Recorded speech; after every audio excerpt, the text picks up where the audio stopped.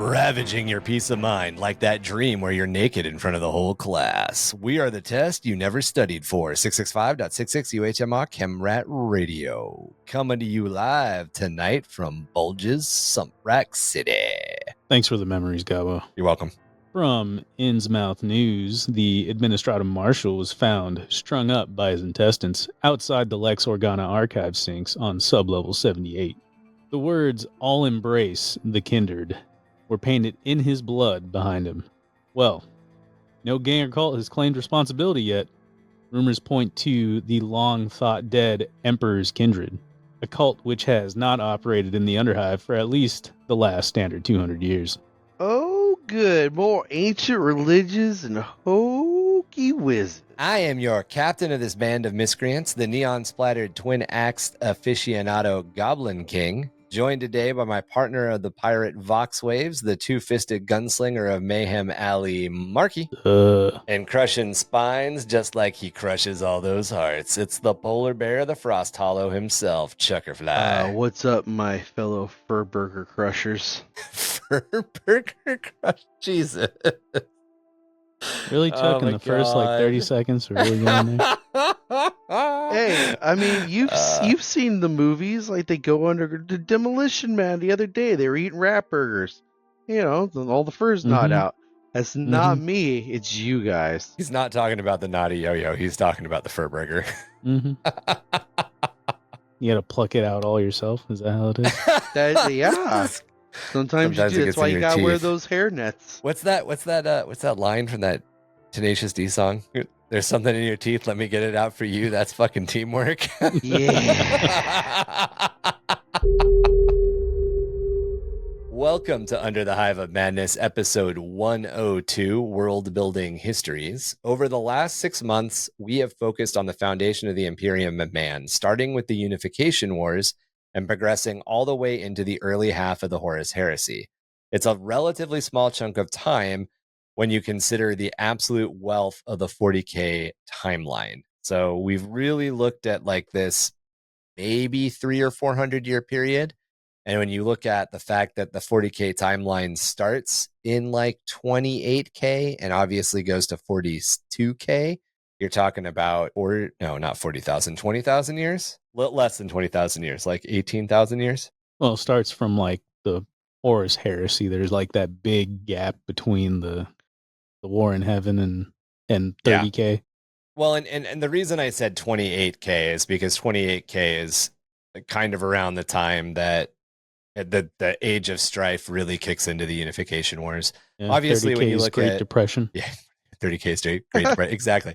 When you look at Eldari lore spans the 5,000 years of the Age of Strife, with the birth of Slaanesh being 30K, essentially, or right around 30K. We've spent half a year, a little more than half a year, talking about 300 years. 300 years of 40K's history. Yeah. Dicks. Yeah. A lot of assholes and dicks. It's talking about the Emperor, you know. Biggie. I figured. Wow. While we approach it by looking at one event at a time, we have tried to stress that none of this is happening alone. The Age of Strife was connected to the cosmic gestational pains of Slaanesh being coalesced over 5,000 years within the warp. With the warp being a constant wom wom wom wom wom. I mean, it's that weird noise before the bass drops in a trap song. I mean, it's a bunch of dubstep. I mean, because I know what we're going to be talking about today, but it's like, okay, if somebody's going to write about something, what the hell did the elves hear for 5,000 years? You guys ever heard? Hold on, Ryan. I got this. You ever hear that little Timmy joke of like the teacher is like, okay, we have like the word of the day and blah blah blah. Like, you know, the first word is apple, and like, oh, you know, do any of you guys know what an apple is? Like, yeah, it's a red fruit. Blah blah blah. Like, all right, the next word is like, you know, fingernail. It's like, oh, it's, you know, the thing on your hand. Okay, the next word is womb. And Timmy's like raises his hand, and the teacher kind of rolls her eyes, and she's like, okay, little Timmy, what is the womb? And he's like, this is the sound of two fat people fucking womb. That's kind of that's what it sounded like when Slaanesh was born. So the cosmic gestational pains, like the contractions before Slaanesh was born was the warp storms that cut off everything during the Age of Strife. So in the Age of Strife started in like the 25th millennia, a bunch of warp storms a bunch of warp storms cut off Terra from Mars. It was one of the major ones. And then all of these other man, I got to start up. I'm starting back at the beginning. All right. So before the Age of Strife, in the golden age of technology, or the dark age of technology, depending on how you look at it, there was an empire, a human empire that stretched for a chunk of the galaxy. And this human empire worked with and alongside aliens a lot more than the Imperium of Man does. As the Eldar started to slide into hubris around the 25th millennia, so around 26M or M26, their actions, their hubris, their decadence, the fact that they were throwing murder sex parties, for lack of a better word, they were hate fucking a god into existence. All of that started warp storms, and the warp storms got worse and worse and worse. And those warp storms got worse. You should play Drukhari is what you should play. Yeah, I should. I mean, I did play Dark Elves back in Fantasy. It's not much of a stretch. I'm telling you. I got Dark Eldar, Chuck, if you ever want to try them out. So those warp storms grew in intensity and grew in, if you look at it from like a noise, like as far as like static noise on a radio headset goes, or radio telegraphy, as far as us using radio telescopes to look into space, that radiation, that background noise, that warp energy grew into warp storms slowly over 5,000 years. And those warp storms cut off the entire original human federated empire from each other, which caused the Age of Strife to happen. So all of these planets got cut off from each other in the warp. And, sometimes it was one planet alone. Sometimes it was a host of planets together, like we've talked about with like the Mobium domain and a couple of other instances and cases. The Interrex that had the anatheme that was stolen, which killed, which wounded Horus. Yeah. Was another. The Interrex was another one of these empires that just a couple of star systems managed to stay together. The Empire, with that famous line, "I was there the day Horus slew the Emperor." Horus killed the Emperor. Yep. Yeah, which is the first line in Horus Rising, which Logan says. Logan's not talking about the Emperor of Mankind. Logan's talking about the Emperor of the Imperium of Mankind, because there's another Imperium that the Imperium comes across that thinks that they're Terra and thinks that their Emperor is the Emperor, and there's a battle between them. So all of these little pocket empires and all this shit happened because Slaanesh was being brewed, was being born, was going through, birth pains, gestation period in the warp for 5,000 years. When that pop happened, when that last contraction happened and Slaanesh was born, that tore a hole into the fabric of space-time that became the Eye of Terror. And at that point, that allowed things like Terra and Mars to once again connect to each other. So all of this stuff that's happening, all of this stuff allowed the Emperor to kick off his plans. And it was only with the birth of Slaanesh being born at the end of the Age of Strife, right as the Unification Wars that were happening, that not only allowed Terra and Mars to join forces again and allowed the Emperor to set on his path towards the Great Crusade, but it also was the death of the Eldari people, or the beginning of the death of the Eldari people, which was also the birth of the Drukhari.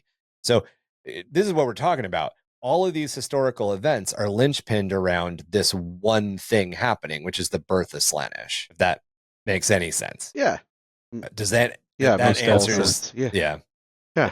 So the Treaty of Mars, where the Emperor made an alliance with the Red Planet in order to start the Great Crusade, as another example, came before the last battles of the Unification Wars. We talked about this during the Unification War episode. Also, the first Terran-born Space Marines, some of the Space Marines that fought through to the Horus Heresy and even after, were born on Terra before even the Primarchs themselves. So the Primarchs weren't a plan. They didn't exist yet, and the first Space Marines are running around. And this is all while humanity, as we just mentioned, or I just mentioned a couple of seconds ago, is completely spread across the galaxy, consumed in a million other small conflicts with their own empires, kingdoms, governments, and against other Xenos races. And while we've been talking about all of this stuff, we haven't even touched on what the Xenos were doing during this period, but everything, all of it, factors in really, really heavily to why the Xenos races and the races of the Imperium, or factions in the Imperium, not races, the Xenos factions and the Imperium factions in Warhammer 40k. It all ties into how they work in the 42nd millennium, which is the time that we write our stories and play our games in now in post 10th edition. In world building terms, history is the lore of the setting. So we're going to throw around the term history a lot when we're talking about world building history, but we're really talking about world building lore. The lore is what makes the history of the game. And that can be things like the data slates scattered around the UAC's facilities on Mars and the Doom franchise that all reveal lore or history of the game. The books that you can find scattered around the worlds like Fable and Skyrim, if you're more into playing fantasy-oriented video games, to the erratic ravings of the AI systems in full rampancy scattered throughout the Marathon, Halo, and Destiny universe, which is kind of all of a shared universe from the Bungie games. It's building convincing lore that we're going to try to focus on today. I'm going to try my hardest, I swear. I wouldn't say Marky, I'm the... Marky writes all our lore. Yeah. Yeah, dude, I can barely remember 40k lore. Yeah. You can tell by the amount of times I bring up poop and dick jokes. Thank you, Ryan. Thank you in for our official releases. Just I giving you shit, that. Man. No, it's true. It's true. I mean, it does happen. I need to be universe. Better. I need to be better. I've been on a podcast for over 2 years, and my 40k lore is still subpar. People are like, "What color are orcs?" And I'm like, "Dude, pink. It all depends."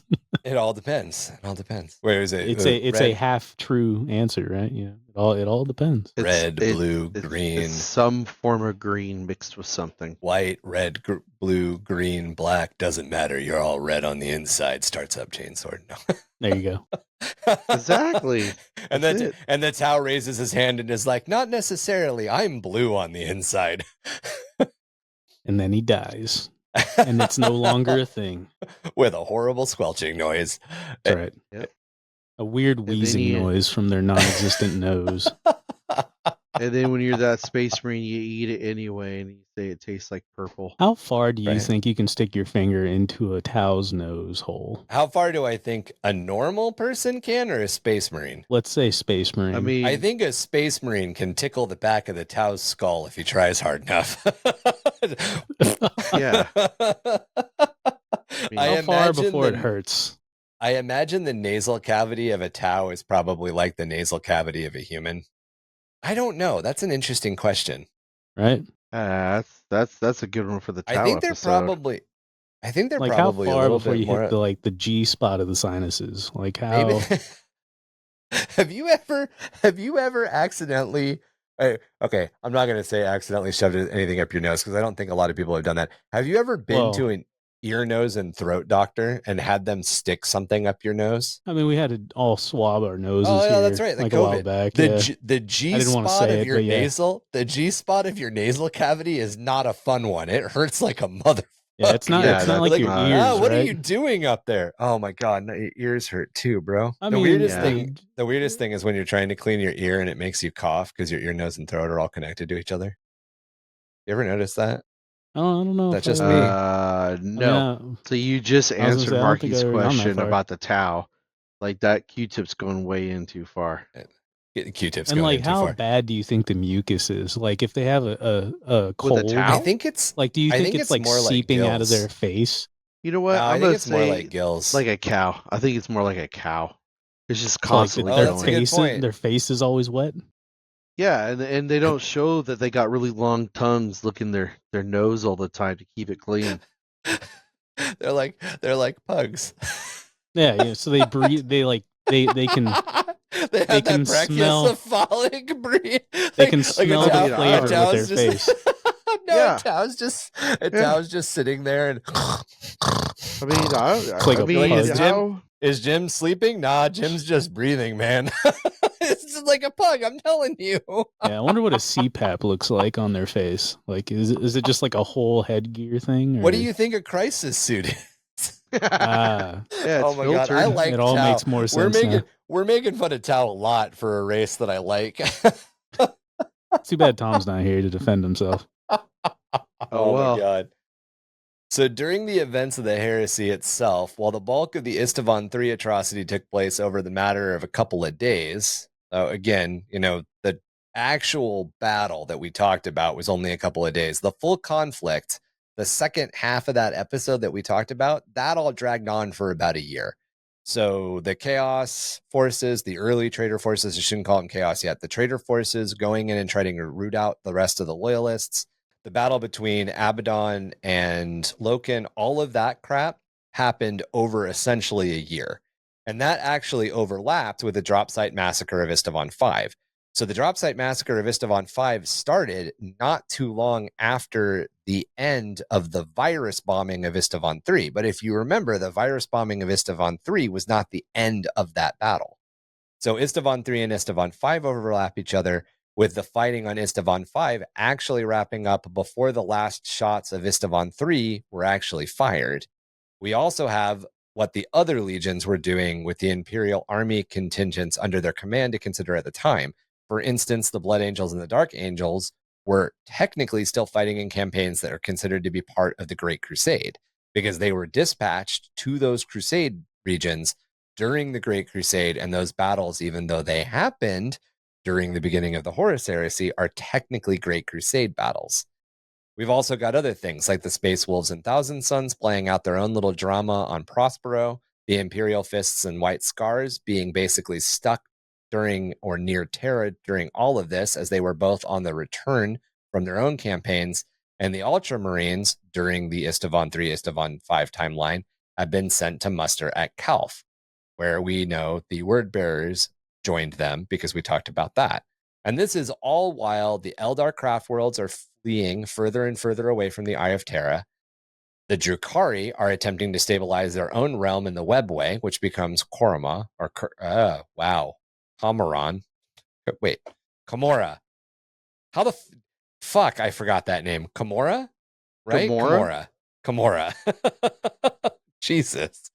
And the precursor battles that would lead to the rise of the beast are being played out among the orcs. Remember, the beast arises, the entire beast saga happens in 32M, which means the orcs during the Great Crusade and the Horus Heresy are beating the fuck out of each other, trying to figure out who will become the beast, or the beast is already around. And that's without even trying to account for all of the other weird factors that come in when you deal with the fact that this timeline, the 40K timeline, has to balance factors like faster than light travel and the concepts of relativity. We talked about that a little bit last time with the struggles of the way the Forge worlds are set up. It can be 6 years between planets. Even with the warp, you might be able to reduce that to 6 weeks, but if anything goes wrong, it could turn into 6 negative years or 16 positive years, or you get sucked in and spit out in a different system 600 years from now. All sorts of shit like that is happening in the Warhammer 40K universe as well. To get back to it, fleshed out world building, just like the real world, by the necessity, is messy, overlapping, and incredibly complex histories. These are histories full of fragmentary information, half-truths, legends, and even myths, which have been designed to fill in all of the ragged edges left by all of these missed questions, and just apply everything I said to the 40K universe. Again, all of the history is messy, it all overlaps, it's all full of legend and half-truths and misremembered things, and there's a lot of ragged edges all over 40K lore, especially early lore. Yeah, I like too how some of the novels, Ravenor, they actually do the time traveling on accident. Yeah, well, because they never try to time travel; it just happens. Yeah, it just happened, and then they end up at spoiler, going back and finding out what happened to the people, the person that actually helped them. Which I'm like, man, that's like really cool. Like, what? Yeah. Oh yeah, dude, you should the audiobooks for all of those are really good too, Marky. You should listen to all of them. The Eisenhorn Ravener stuff. Dude, it's so I don't know, something about maybe it's just books in general, but something about 40K books is just so dry to me. It's really hard. I mean, I don't know how many times I got to say it before the listeners are like, "We get it, dude. You don't fucking read." But dude, it's just, I mean, it's hard for me, man. I don't know. Well, that's why I said the audio. That's why I said the audio books. Even then. So you don't even read the lore in the codex? No, he reads codex lore. He absorbs some of it because every once in a while he corrects somebody on lore, or he brings up a really good point, or he's not playing the fact that he can't read as hard as he does. All right, Ryan, you're ruining my whole bit. All right, can you not right now? Can you not? The WWE character that is Marky can't read. The glasses are for show. 100%.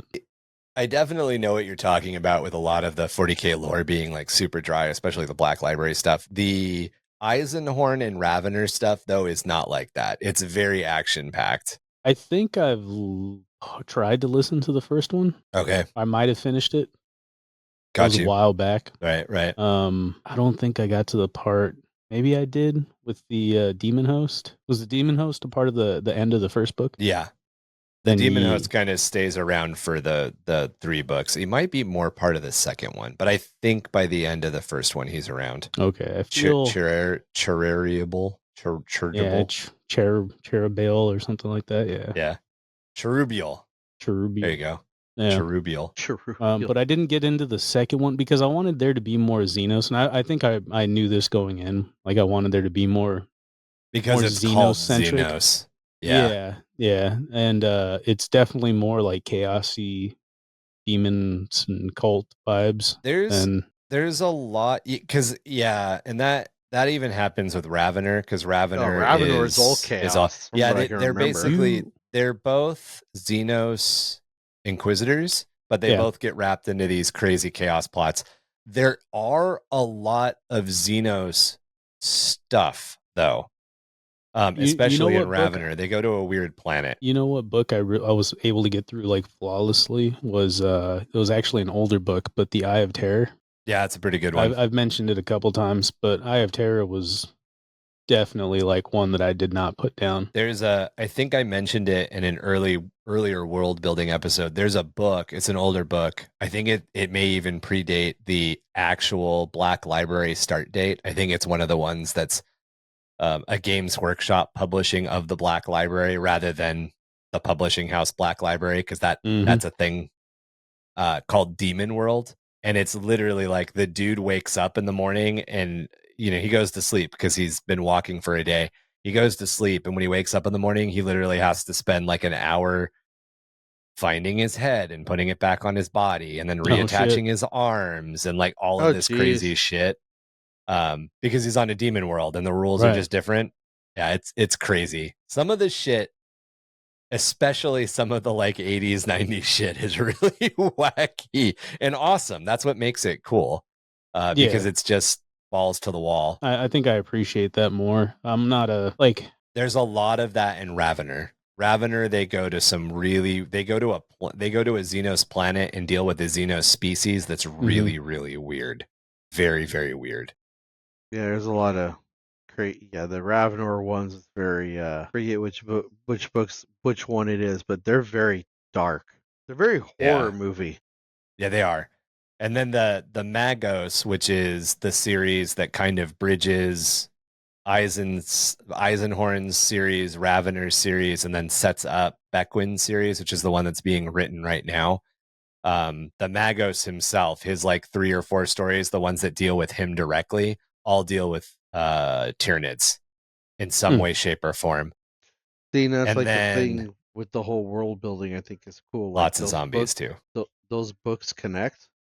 The Emperor's Gift connects to the Ravenor series as well. Oh, the book, The Emperor's Gift? Yeah, the book, The Emperor's Gift, because I'll have to check that out. The crazy kid psyker that they find. Yeah, the little kid.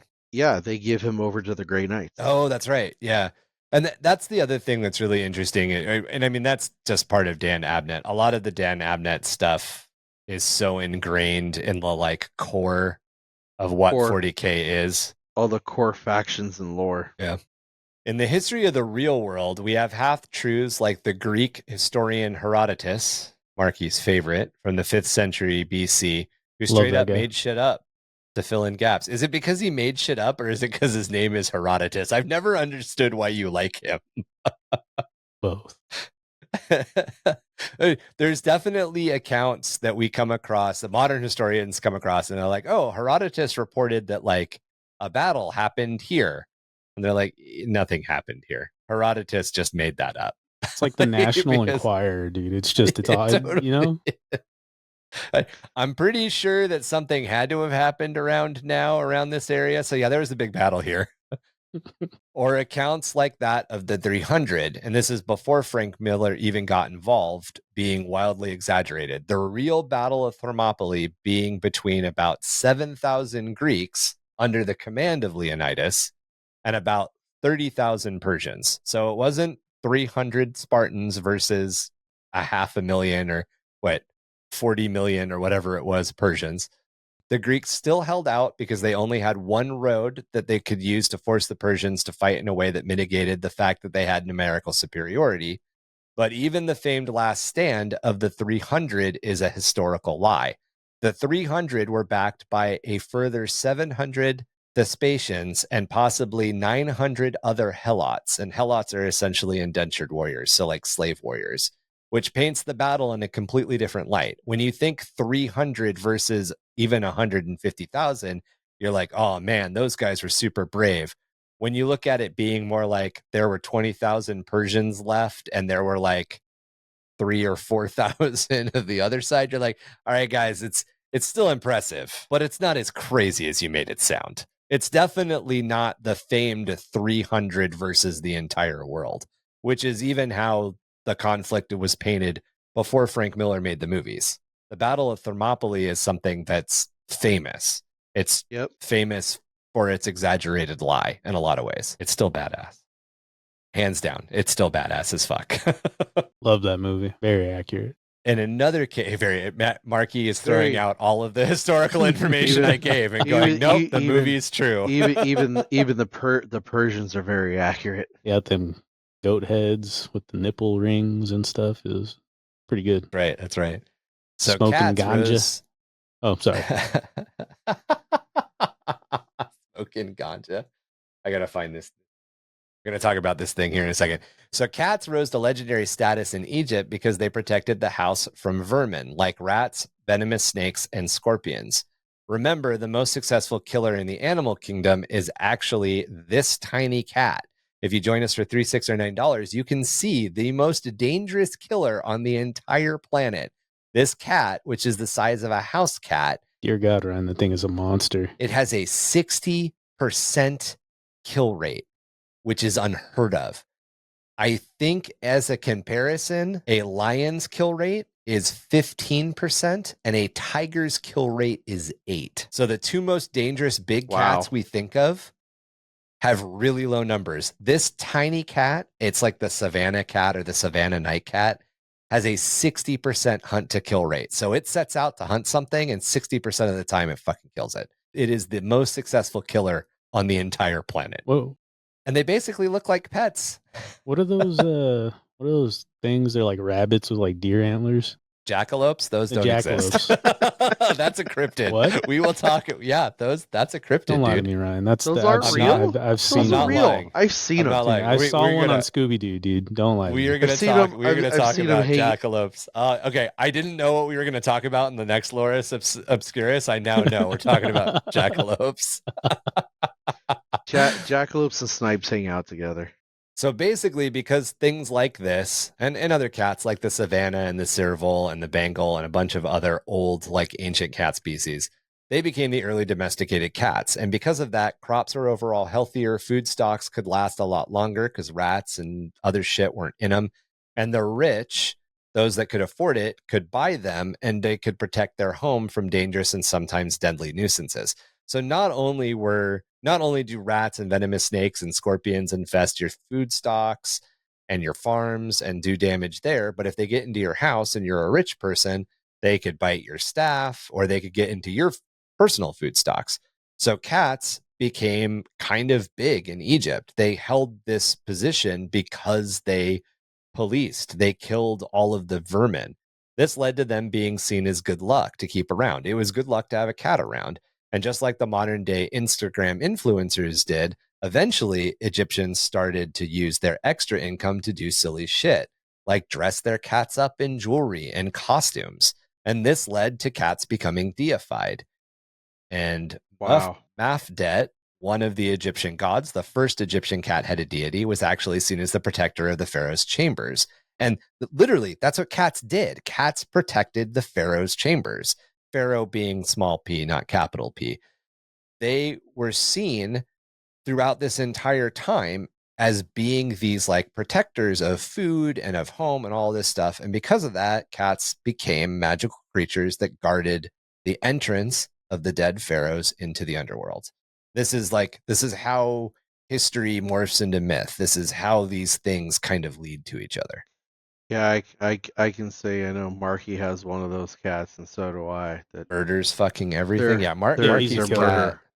Yeah, they're murderers. Marky's which is weird because he's a little killer. He's a little dumb, dude. Like I was taking a nap earlier today, and like I could hear him like eating himself, and I like kind of reached over to kind of like just give him a little pat, bap him. Yeah. Okay, knock that off. I'm trying to sleep. And like my hand went into a puddle of saliva, and I was just like, "There's a reason your cat and Emmett were friends." I'm just saying. Yeah, for sure. Fucking love it. They were like, alone we have 2 brain cells each. Together we have 10 brain cells, and we're like, yo, guys, that's not how math works. It's so weird because he's not like, what's the word, like dominant of other cats, but dude, he's a monster when it comes to just wildlife. There's a barn cat that lives a couple of doors down that's also a monster when it comes to wildlife. I find like rabbit hearts and shit in my yard a couple times a week, or a couple times a month. I shouldn't say a week. Yeah. And like dead birds all the time. Like he murders it, and whatever he doesn't eat, he leaves in the yard. And then of course I have to pick it up because the dog's like, I'm gonna eat that. I'm like, no, you're not. You don't need a rabbit heart. Chill the fuck out. She's like, but I caught it. I'm like, you did not catch it. The cat left it. This is different. Yeah, he's older now, so he doesn't do it as much, but it's still probably your cat's the same way. So we're talking about Tom? Yeah, about Tom. Like he's older now, so like he's not as much as a murderer, but he used to bring us like half rabbits, fresh doves. It was great. Hey, this is for you. Doves on the porch for us. You always got to wonder, are they doing it because they think you're stupid and can't hunt, or are they doing it because they're warning you're next? It's one or the other. They're either like, man, you're the worst hunter ever, let me do it for you, or they're like, listen, human, look what I protected you from this bird. It's fancy feast, or you're sleeping with the birdies. Make sure I'm well fed. So we've talked about the half-truths and we've talked about the legends. On the myth side, we've got Zeus. The guy that takes on weird animal shapes and has sex with fucking everything. The fat guy from Thor Ragnarok. So, yeah, pretty much. Russell Crowe. No, Russell Crowe. Yeah, it was Russell Crowe. Greek mythology is literally stories of Zeus turning into animals and having sex with women, and his wife getting mad at him. My question is Zeus the basis for Slanesh? No, probably not. It's probably more like Dionysus, who is the god of excess and drinking and lovemaking and orgies. Oh, okay. Well, sounds like my kind of god. Part of that. That was a god. He was a god. Phil, the satyr from fucking. If you want to go back to the Disney example in the movie Hercules, Phil was. Yeah, he was supposed to be Dionysus or close to Dionysus. And Dionysus may have been. I get the Roman and the Greek names mixed up a lot because I'm way more interested in Egypt than I am in Greeks and Romans. But anyway, to get back to it, this Zeus turning into weird animals and having sex with women and having all of these demigods is just a mechanism right? Yeah, when he was done. What? Was a mechanism to explain, like, no, Zeus, that the Minotaur exists because Zeus turned into a bull and had sex with a woman. That's a thing. That's a thing. That's why the Minotaur exists. Yeah, dude, Greek mythology is all about Zeus having weird, kinky sex. That's Greek mythology. Nobody needs to study Greek mythology. I just summed it all up. I mean, I remember them talking about the Minotaur, but I don't remember anything about it being born from from Zeus's loins. Because they don't tell you about that in like vanilla school. You have to go to like you actually got to read it in a book. That's a college level explanation. No, it's not like private school kind of thing. No, they don't really like telling you that in grade school or high school. When you learn the lesson of the Minotaur, and so to get to the point, these are all mechanisms to explain stories. Why to do something or why not to do something. Or like you have a war and you don't know how the war was concluded, but you know that there are a bunch of heroes there and you don't have their names recorded. You know, think of our modern concept of Tomb of the Unknown Soldier. Well, it must have been Hercules. Hercules was there and single-handedly turned up the entire battle. You can just throw in these heroic warriors to explain how something happened.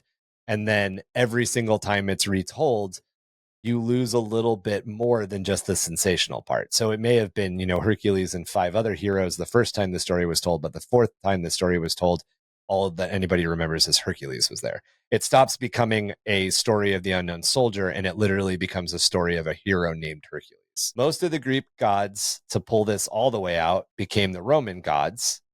And those Roman gods then became the prophets, saints, and heroes of Catholicism and Islam. As a direct example, Mary, the mother of Jesus, is basically a mixture of the Greek goddess Artemis and the Roman goddess Diana.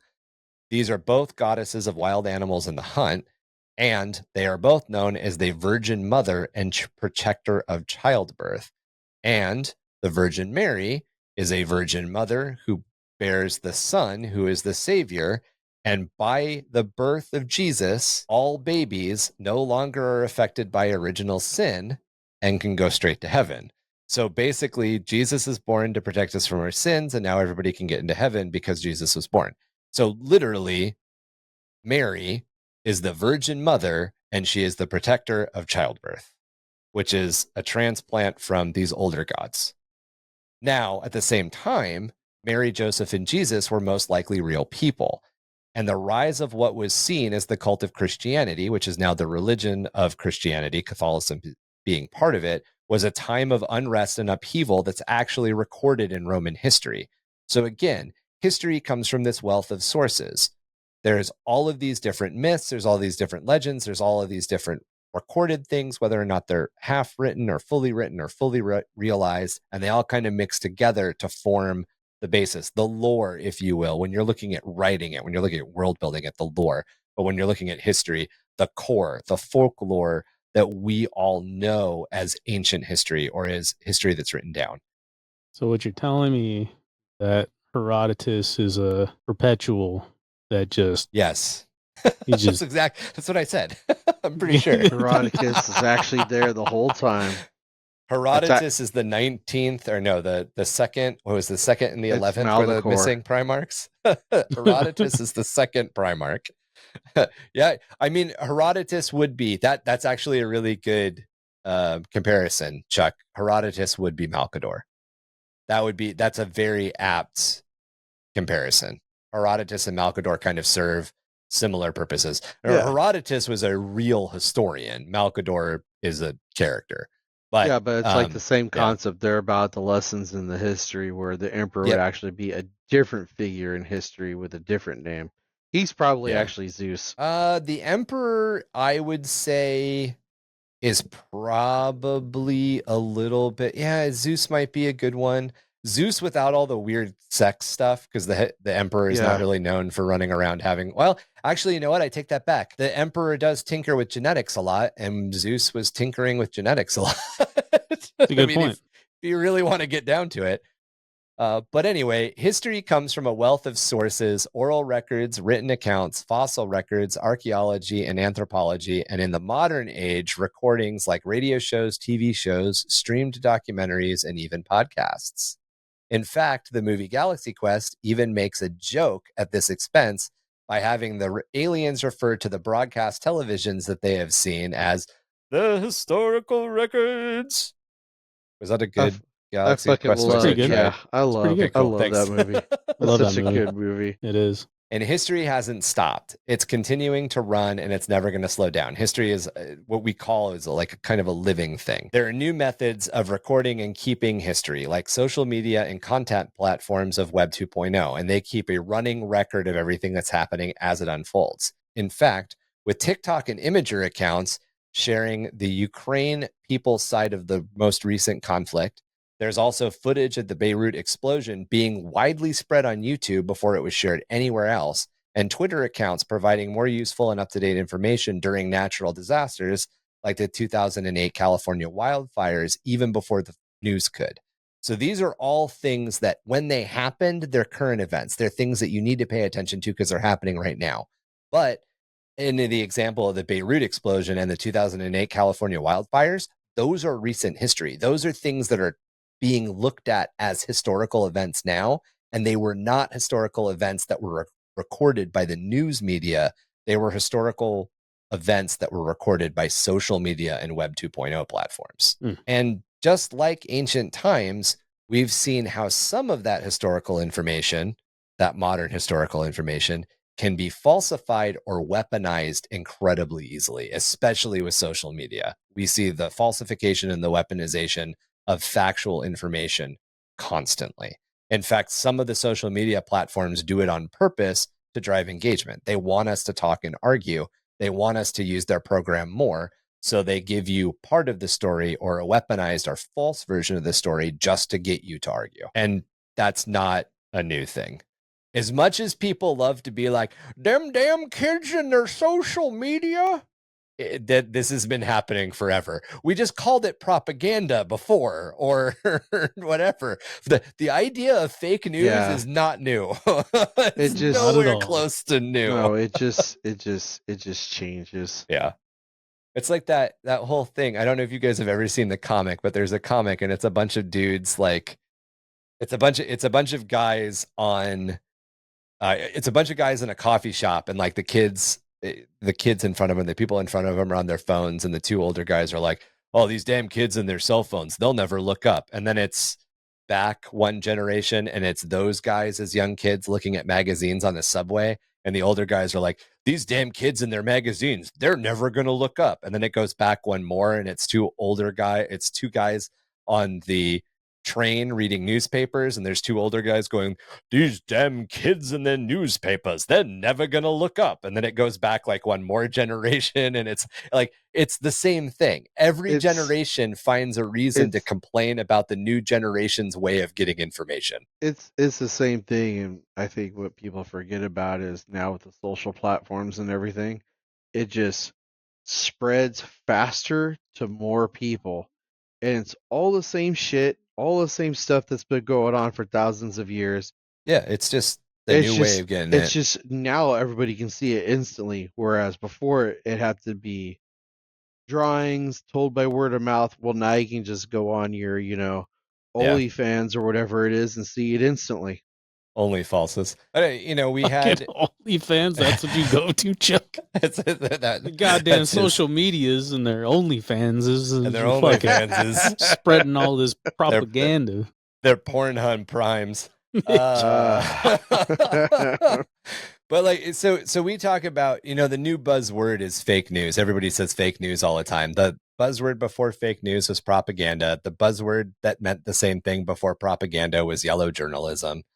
The buzzword before yellow journalism, that whatever. And it literally, you can trace it all the way back to the Greek myths. Like it literally, that's what it was. People didn't understand why somebody in town looked a little different. They're like, oh, Zeus must be goose fucking people again. That goddamn Zeus fucking people is geese. It's like, actually, Jerry's just kind of weird and he likes to fuck geese. I don't know. Exactly. That dude's just a little odd. Like, that's just how it is. As much as we might like it to, and as much as school classes might suggest that history is this single, easy to digest timeline, it's not. It's more like Charlie Day from Always Sunny trying to find Pepe Silva in the red yarn and conspiracy pegboard in the basement of Patty's pub, or the brain-melting Horus Heresy book reading order infographic Marky talked about last episode. And for all of you Doctor Who fans out there, what's he always say? Wibbly wobbly, timey-wimey stuff? That's history. It's all of this. By the way, the Pepe Silva thing was a letter from Pennsylvania. But just in case, I know we've referenced it a bunch, but just to resolve all of it, Charlie was confused by a letter from Pennsylvania or a letter directed to Pennsylvania. That was it. That's where Pepe Silva comes from. Wow. Inherently, humans like to categorize and contain information, making it into an easy to identify and common pattern.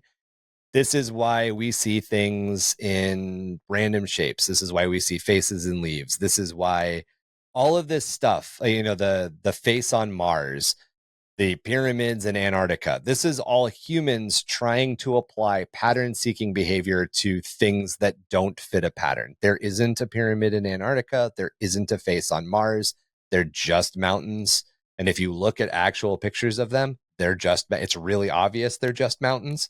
But when that blurry picture of Mars comes out, or when that article talking about the pyramid in Antarctica comes out and somebody has drawn a pyramid over the mountain in Antarctica, it's really easy for our brain to immediately fall into that pattern and go, you're right, I do see a face. You're right, I do see a pyramid. You're right, of course I do see Jesus or Mary's face on the slice of tortilla. Toast. Oh, yeah, in my tortilla. Exactly. Take your tinfoil hat off, Ryan. Basically, we want it to be the straight line with an easy answer. We don't want the mess of 40K bits from 2,000 different sprues that we then have to put together into a group of Space Marines. The point is, historical laps are messy and they overlap, taking places concurrently, and it isn't as simple or as straightforward as we want to think. Just listen to some of these insane historical facts that I found. The first pyramids were built when the majestic woolly mammoth was still alive and roaming the world. Cleopatra's life was 540 years closer to the founding of Pizza Hut than to when the pyramids were built. It took us 63 years from the Wright brothers flying at Kitty Hawk to put Neil Armstrong on the moon. From the first flight to Neil Armstrong saying, one small step for man, one giant step for mankind, was 63 years. You're welcome, America. America number one. Oxford University was founded in 1249. The earliest Aztec Empire was founded. The Aztec Empire was founded at the earliest when Tlaxcala, which is now Mexico City, was founded in 1325. I think I remembered the original name. Did I get it right, Marky? The Tlaxcala? We're going with that. If I'm wrong, send us angry emails. The first fax was sent in 1843 while people were still actively using the Oregon Trail.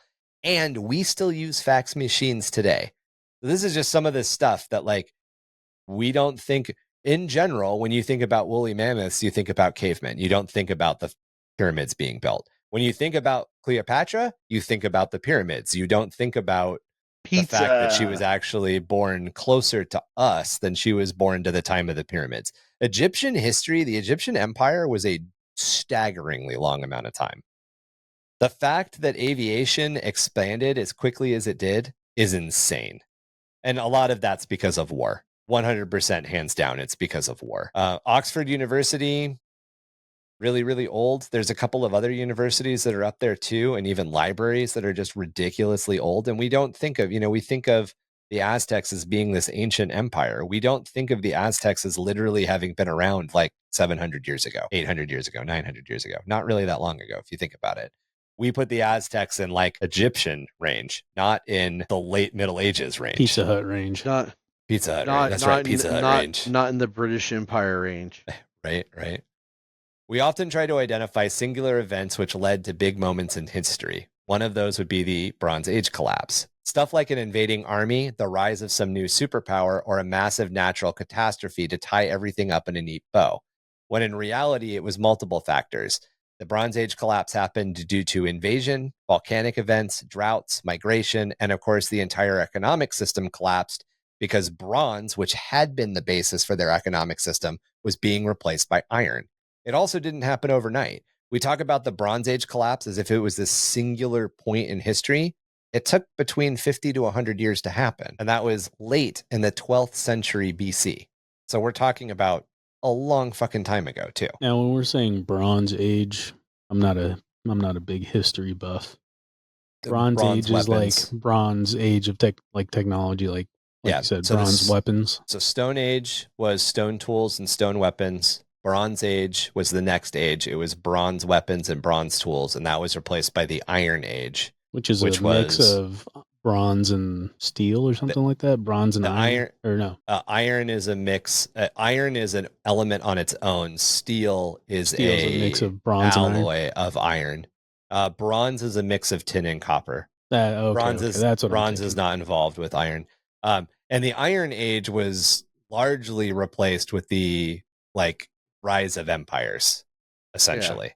Yeah. The Iron Age didn't really we don't talk about the Iron Age ending. We talk about the Imperial Age starting, and then the Imperial Age led to the Age of Kings, and then it went back into the Imperial Age, and then the Colonial Age, and then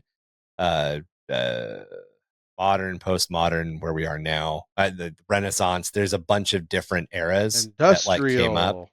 Yeah, Industrial Revolution. But the Iron Age was pretty big.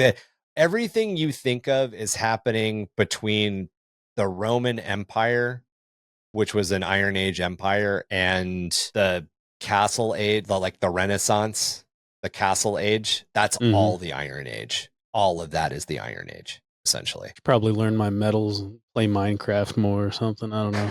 Sorry. So bronze was the height of technology for quite a long time. A lot of the early empires, the Egyptian Empire was a Bronze Age empire. The Assyrian Empire was a Bronze Age empire. All of those early empires that we talk about, all of those like near mythic ones, because we don't really know. We're learning more about them every day, but we didn't really know a lot about them until recently. All of those are Bronze Age empires. Now, and they replace bronze being like the metal that they could manipulate at the time, or they had it on hand, or mixture of both. It was the pinnacle of metalworking technology. So tools and weapons, the pinnacle was bronze. And that was replaced when iron was found in massive enough quantities to start being worked. And that has to do with mining. You know, they hadn't essentially figured out. You made the apt comparison to Minecraft. They hadn't developed the tools to get down to where the ore was to make the next level of weapon up yet, essentially. Oh, okay. I mean, it's a weird way of looking at it, but if you want to, you know, in Minecraft, you have a stone tool. You need a wood tool to mine stone. You need a stone tool to mine copper. You need a copper tool to mine iron. You need an iron tool to mine diamond. It's the same thing. Like, if you want to look at it that way, you know, they had to develop each tool. But in the Bronze Age collapse is one of the things that I'm super fascinated with. I really like dissecting it. A lot of my world building on Galdor deals with the concept of the Bronze Age collapse, mixed oddly enough with the Flintlock era. I learned recently that I've been developing a Flintlock fantasy for the last 20 years, when Flintlock fantasy is just kind of becoming a super popular thing. My two weird fascinations are the Age of Piracy, which was a 70-year period. It was not as long as anybody thinks it was. It was a very, very short period of history, and very, very regionally locked to the Caribbean Sea, as far as what we think of as the Age of Piracy. Piracy has been a problem since we've had boats, but what we think of as the Age of Piracy is Pirates of the Caribbean, which is a very short period of time. So my twin fascinations are the Age of Piracy and the Age of Sail, the Age of Piracy, and the Bronze Age collapse. And my world building is a mix of those two events. And the Bronze Age collapse, a lot of it actually happened because warfare, in a really weird way, warfare around the world with the Bronze Age civilizations had become Warhammer 8th edition. Everybody met up at a designated time on a designated field. Everybody stood in rank and file, and everybody fought the exact same way. And then all of a sudden, some of the pharaohs and some of the leaders of all of these different empires started hiring mercenaries that were out of the western reaches of Europe, who fought a completely different way. And they fucking wrecked face, because these dudes were used to this very organized, precise, governed, ruled version of warfare. And then you have dudes that are just not following a single fucking rule at all. They're breaking every rule. They're sneaking behind enemy lines. They're burying themselves in the sand and waiting until your chariots go over you, and then they're popping up and they're killing the charioteers from behind. Shit that nobody, you can't do that. That's against the rules of war. And then the sea peoples, as they were called, were there's no such thing as rules in war, you idiots. But that was only part of the Bronze Age collapse. There were several major volcanic eruptions, which caused miniature ice ages, which brought on droughts, crops died, iron was replacing bronze. There was all of this shit happening at once. So I could do it episodes on the Bronze Age. So basically, like everything, it just takes a little time. The next thing I wanted to talk about was the rise and the expansion of the Mongol Empire, which took place between 1206 and 1294. And this overlapped with the fallout after the end of the Fourth Crusade. So think about the Crusades, which are very easily linked to 40K. The Mongol Empire, which you don't really think about, started taking place right around the end of the last Crusade. And the expansion of the Mongol Empire and its trade routes brought the Black Death to Europe, a plague which hit Europe harder because of the lack of advancement in medicine and hygiene, as well as the belief in witchcraft. In the Middle East and Asia, which both fared better, this was because they did simple things like washed their hands, stuff that wasn't common in the pre-Renaissance Western world. In fact, one of the reasons the Jewish population out in the Western world survived was because they had a lot of rules for staying kosher, rules that dictated how to wash and prepare food, as well as general hygiene, including cleaning hands, feet, and teeth. And they disposed of their human waste nowhere near their water drinking sources. And because of that, their communities were cleaner, which meant that the plague didn't take hold as much in Jewish communities in Western Europe.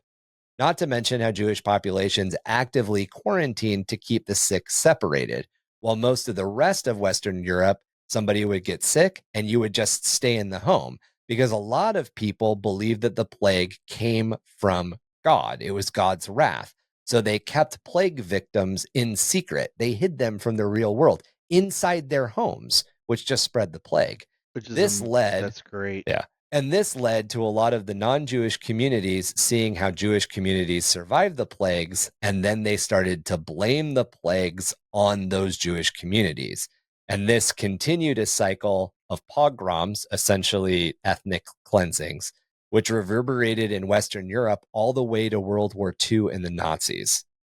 You can connect the Mongol Empire and the Black Death to Hitler. That's how history works. Even as the Mongol Empire helped to further the 1,000-year slow death of the Roman Empire, the Roman Empire did not die in a night, and it split into various different stages and states, and a lot of them just slowly died over like almost 1,000-year period. I've heard people argue that the actual Roman Empire, the official end of the Roman Empire, was the start of World War I.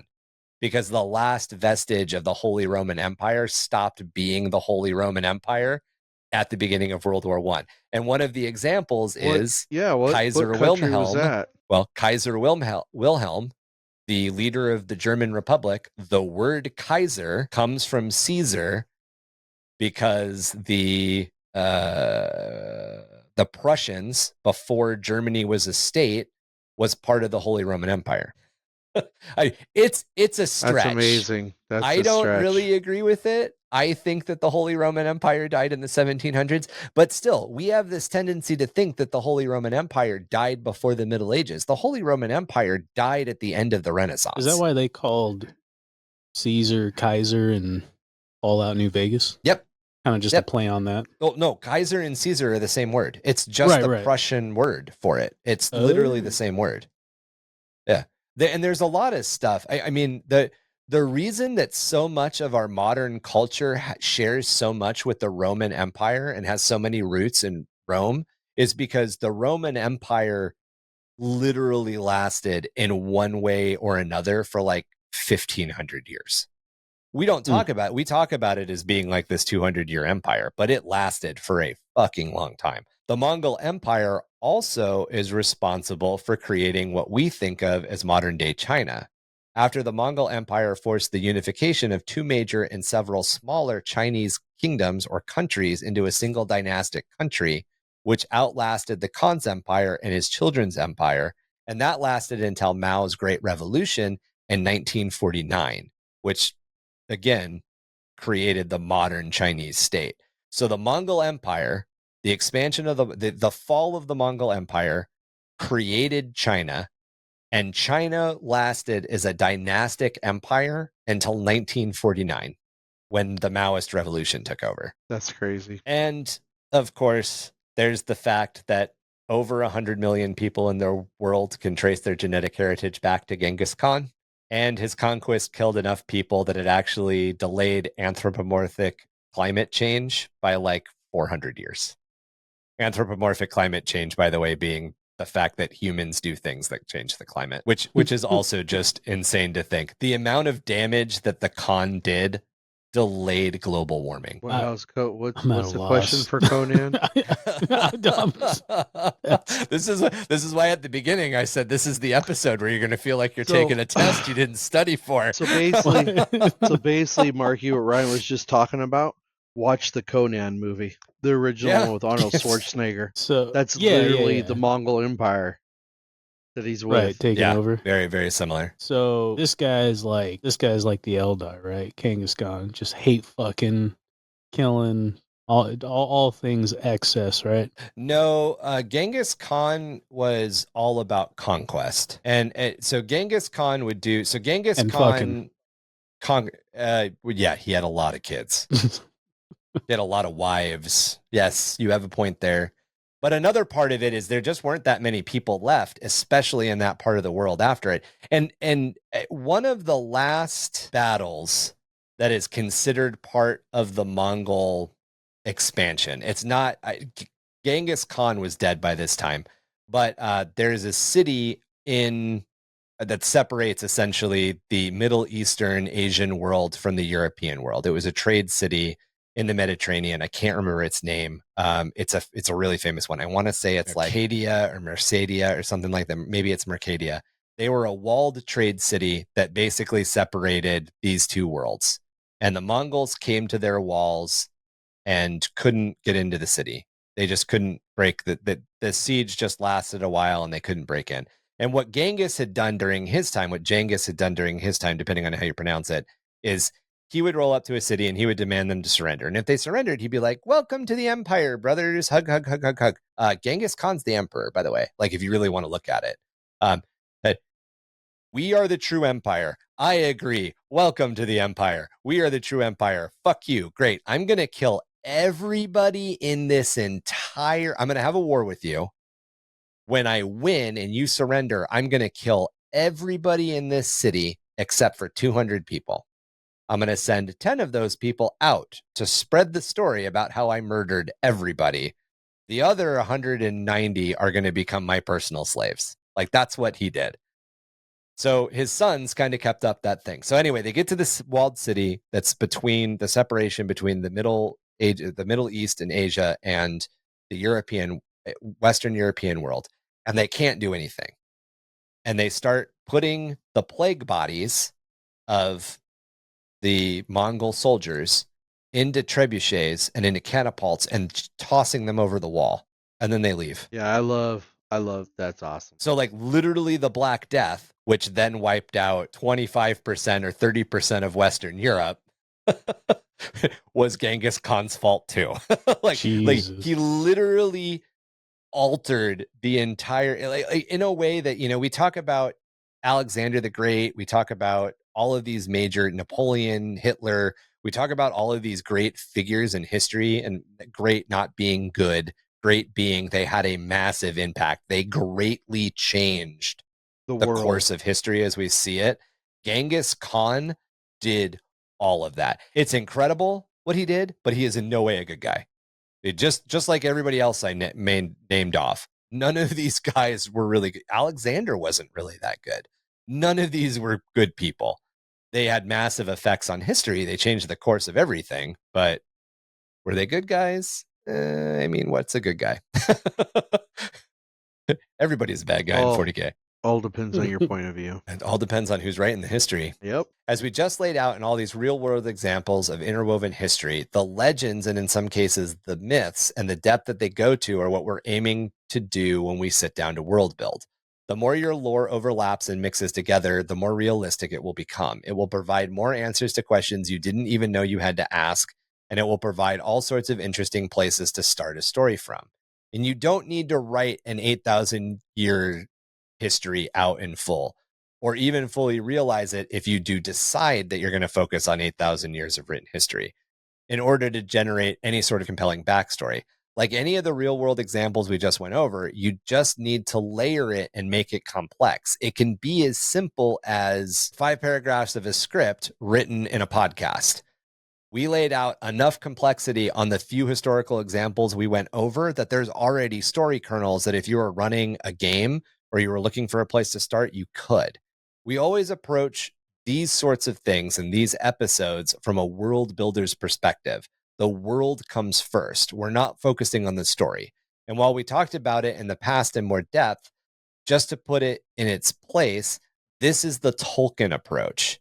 Tolkien wrote the core of what he wanted to do well before he ever came up with the story that linked it together. Tolkien wrote 17 Elvish languages and then was like, I should probably write a story that justifies this. He did not write a story and then come up with languages. And that's one of the reasons that Tolkien's world feels so alive, because he had to start answering questions and connecting things with multi-layered history because of all the work that he had put into these languages. And he incorporated stuff from his real life and events in the real world too. Yeah, phenomenal. Yeah. It's phenomenal. Like that, you're right. He is a great spot of real world meeting someone's ideas put on paper. Tolkien is probably one of the best examples of contemporary. I mean, he's the father of world building. That's what I should have. He's the father of world building. What were you going to say, Marky? I'm sorry. It almost feels like a more like an organized way of creating of world building, because if you think about it, if you start small, like you're like, okay, I'm going to call these guys, the Cetaceans, and they're going to be in a jungle and they're going to fight, bugs, and they have, they never wear shirts, and it's like you kind of go on a tangent and you're going, left and right with no real direction. Well, like no direction on a larger scale. But like if you start and you're like, okay, we're going to start on a death world, and this death world is, a part of the Goldilocks system, blah, blah, blah. This is the galaxy that they're in, blah, blah, blah. Like, in this death world, it's a jungle death world, like single, what do you call it? Not single climate. What do you call them when they only have one environment on a planet? It's escaping me. Yeah, it's a dry heat. It's a non-diverse biosphere. It's like a jungle world. Yeah, but like if you're starting big and you're working down, it gives you a direction to go in, right? You're going in. Versus if you start from the bottom or you start from the center and you start working your way out, you can kind of get lost, I guess. Yeah, it's the the Tolkien approach, the foundational approach gives you a lot of freedom when it comes to writing a game world, or when it comes to like coming up with great role-playing narratives or story hooks to lead into narrative campaigns or stories behind a hero or something like that, because like what you said, you've got this wealth to pull from. You're not starting on the other side, on the Star Wars side of it. I want my Catachans to not wear shirts. Well, why don't they wear shirts? Well, because space bugs. Well, why does that make any sense? I don't fucking know. Midi-chlorians. I mean, like, yeah. And that's the opposite approach, the Star Wars approach. I want this cool thing to happen to my character, so I'm going to give them magic space powers, and I'll deal with the fallout that has on my lore later. This can still obviously give you a good platform for running a game, but it often leads to lore that's plagued with inconsistencies in background, if there's background lore at all. And you can make just, I want a bunch of cool things to happen. A lot of really fun games, D&D role-playing games, whatever you want to call dungeon crawl games, work like that. Here's a bunch of characters. We're just going to do cool shit in perpetuity. There doesn't need to be a background. There doesn't need to be a wider world. We're just going to go through level of this dungeon and fight shit. But if you try to if you're not doing that, if you're running, off the seat of your pants constantly, you're going to get to a point where your characters come back to a location that they've been to already because the characters are driving the narrative, and you're going to be like, oh yes, King Bartholomew, and they're like, well, the last time his name was King Roger, so what happened?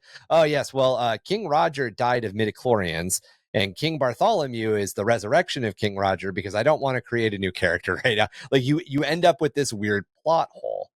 And, again, we don't really see that in the Star Wars film outside of the original trilogy or inside the original trilogy, because the original trilogy was written to be like this contained one and done thing. We see those inconsistencies and we see those plot holes and those lore breakdowns when you get into the expanded Star Wars cinematic universe. And my other favorite punching bag, the Harry Potter universe, which is fucking full of this shit, because everything was to serve the character. Nothing was to serve the story or the world, which is why you end up with this shit that, like, there's a fucking magic device that turns back time. Why aren't you using it all the fucking time? If midichlorians give you fucking space powers, then give me a blood transfusion because I want to be a Jedi. They don't believe in blood transfusions in the future. Man. But they probably lost that technology for those blood transfusions. Oh my God. To be clear though, none of this is a problem. And a lot of fiction writers start from the story space first. And there's no problem with that. There's no problem starting story first, world building second, and there's a happy medium. However, we're world builders. We start with world building. We start with the Tolkien Foundation. That's why we get into this stuff the way we get into this stuff. Yeah, bitches. Your way isn't wrong, but our way is more writer. I mean, wait.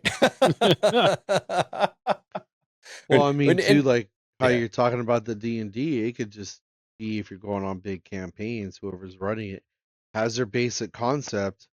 And, Marky helped me run the first team where I was ever like the dungeon master.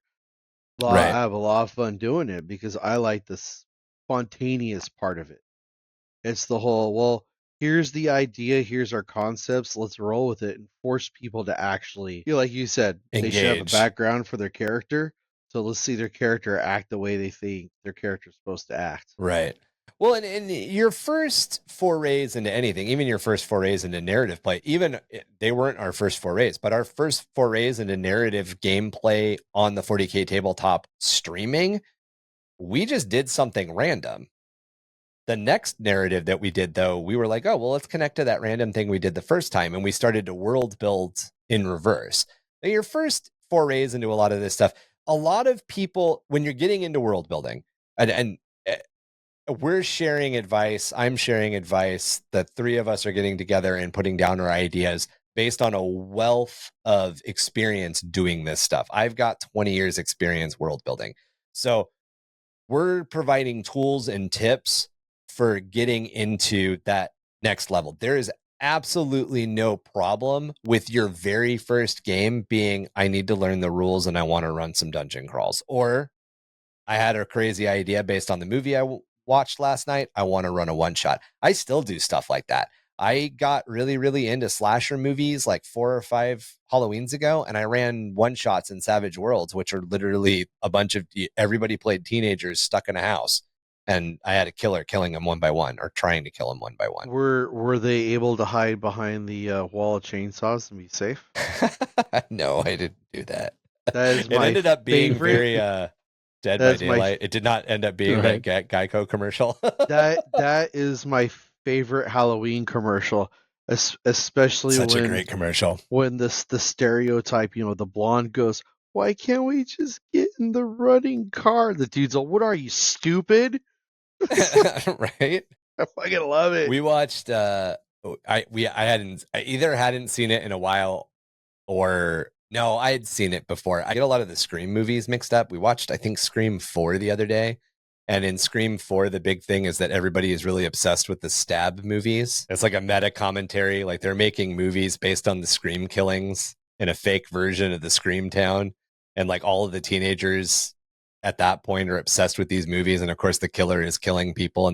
And there was a lot of that, like, because they were watching the stab movies, there was a lot of like, why the fuck did this character just run up? Oh, right. Because it's the movie within the movie. Right. That's why the blonde character ran upstairs. Got it. That's what happened. Yep. I love that commercial. In an example of world building for the Innsmouth Hive, we've always largely focused entirely on the modern state of events in the Underhive, only very briefly touching on any deeper lore. But even in that, we have woven a relatively complex state of current affairs. So in that particular case, in Innsmouth, we don't have a bunch of history backstory. We just have current events that all overlap each other, like the serial killer of the Habstacks, the Corridor 54 killer, who does all sorts of hunting for victims to skin, or the four-armed emperor population growing too large and raging out of the sump in the Frost Hollow, or the standings and stats of murder ball players and their teams, or the ravings of the Glass Eaters, or the Order of Dagon. We've got all of these things that kind of overlap, these events and characters that happen and act against one another at the same time, linked if only by proximity. They all exist in the same place, so they all make everyone's life a living hell. Doesn't necessarily mean that the Glass Eaters and the Four-Armed Emperors are impacting each other, but if you live halfway between the Glass Eaters and the Four-Armed Emperors, your day's shit.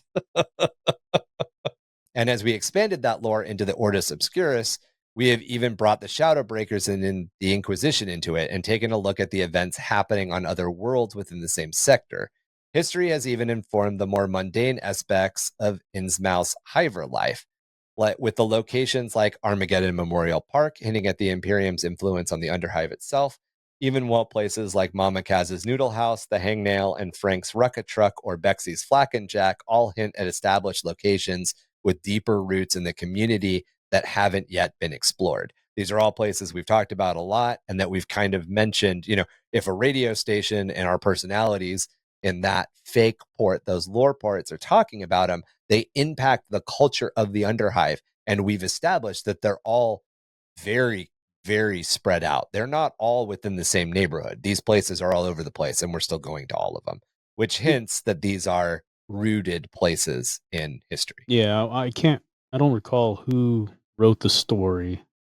I want to say it was Kevin or one of our listeners, but there was the story of it was like the Nurgle strip club at the bottom of the sump. Tom wrote that. Was that Tom? It was Tom. But that was not the flat. Well, that wasn't the Flacken Jack, right? That's not Bexy's. That's a different place. And that place only like that. That's like a haunted cryptid location that only appears every once in a while. Yeah. Is that like the slide and slip? I can't remember. No, he called it slide and slip. It had a relatively it was still dirty, but it was a little bit more. It was dirty clean, if that makes any sense. It was like the lotus and something, or the flowers opening, or the whispered flowers open. Like it had one of those like clean dirty names, classy dirty names. The titty twister.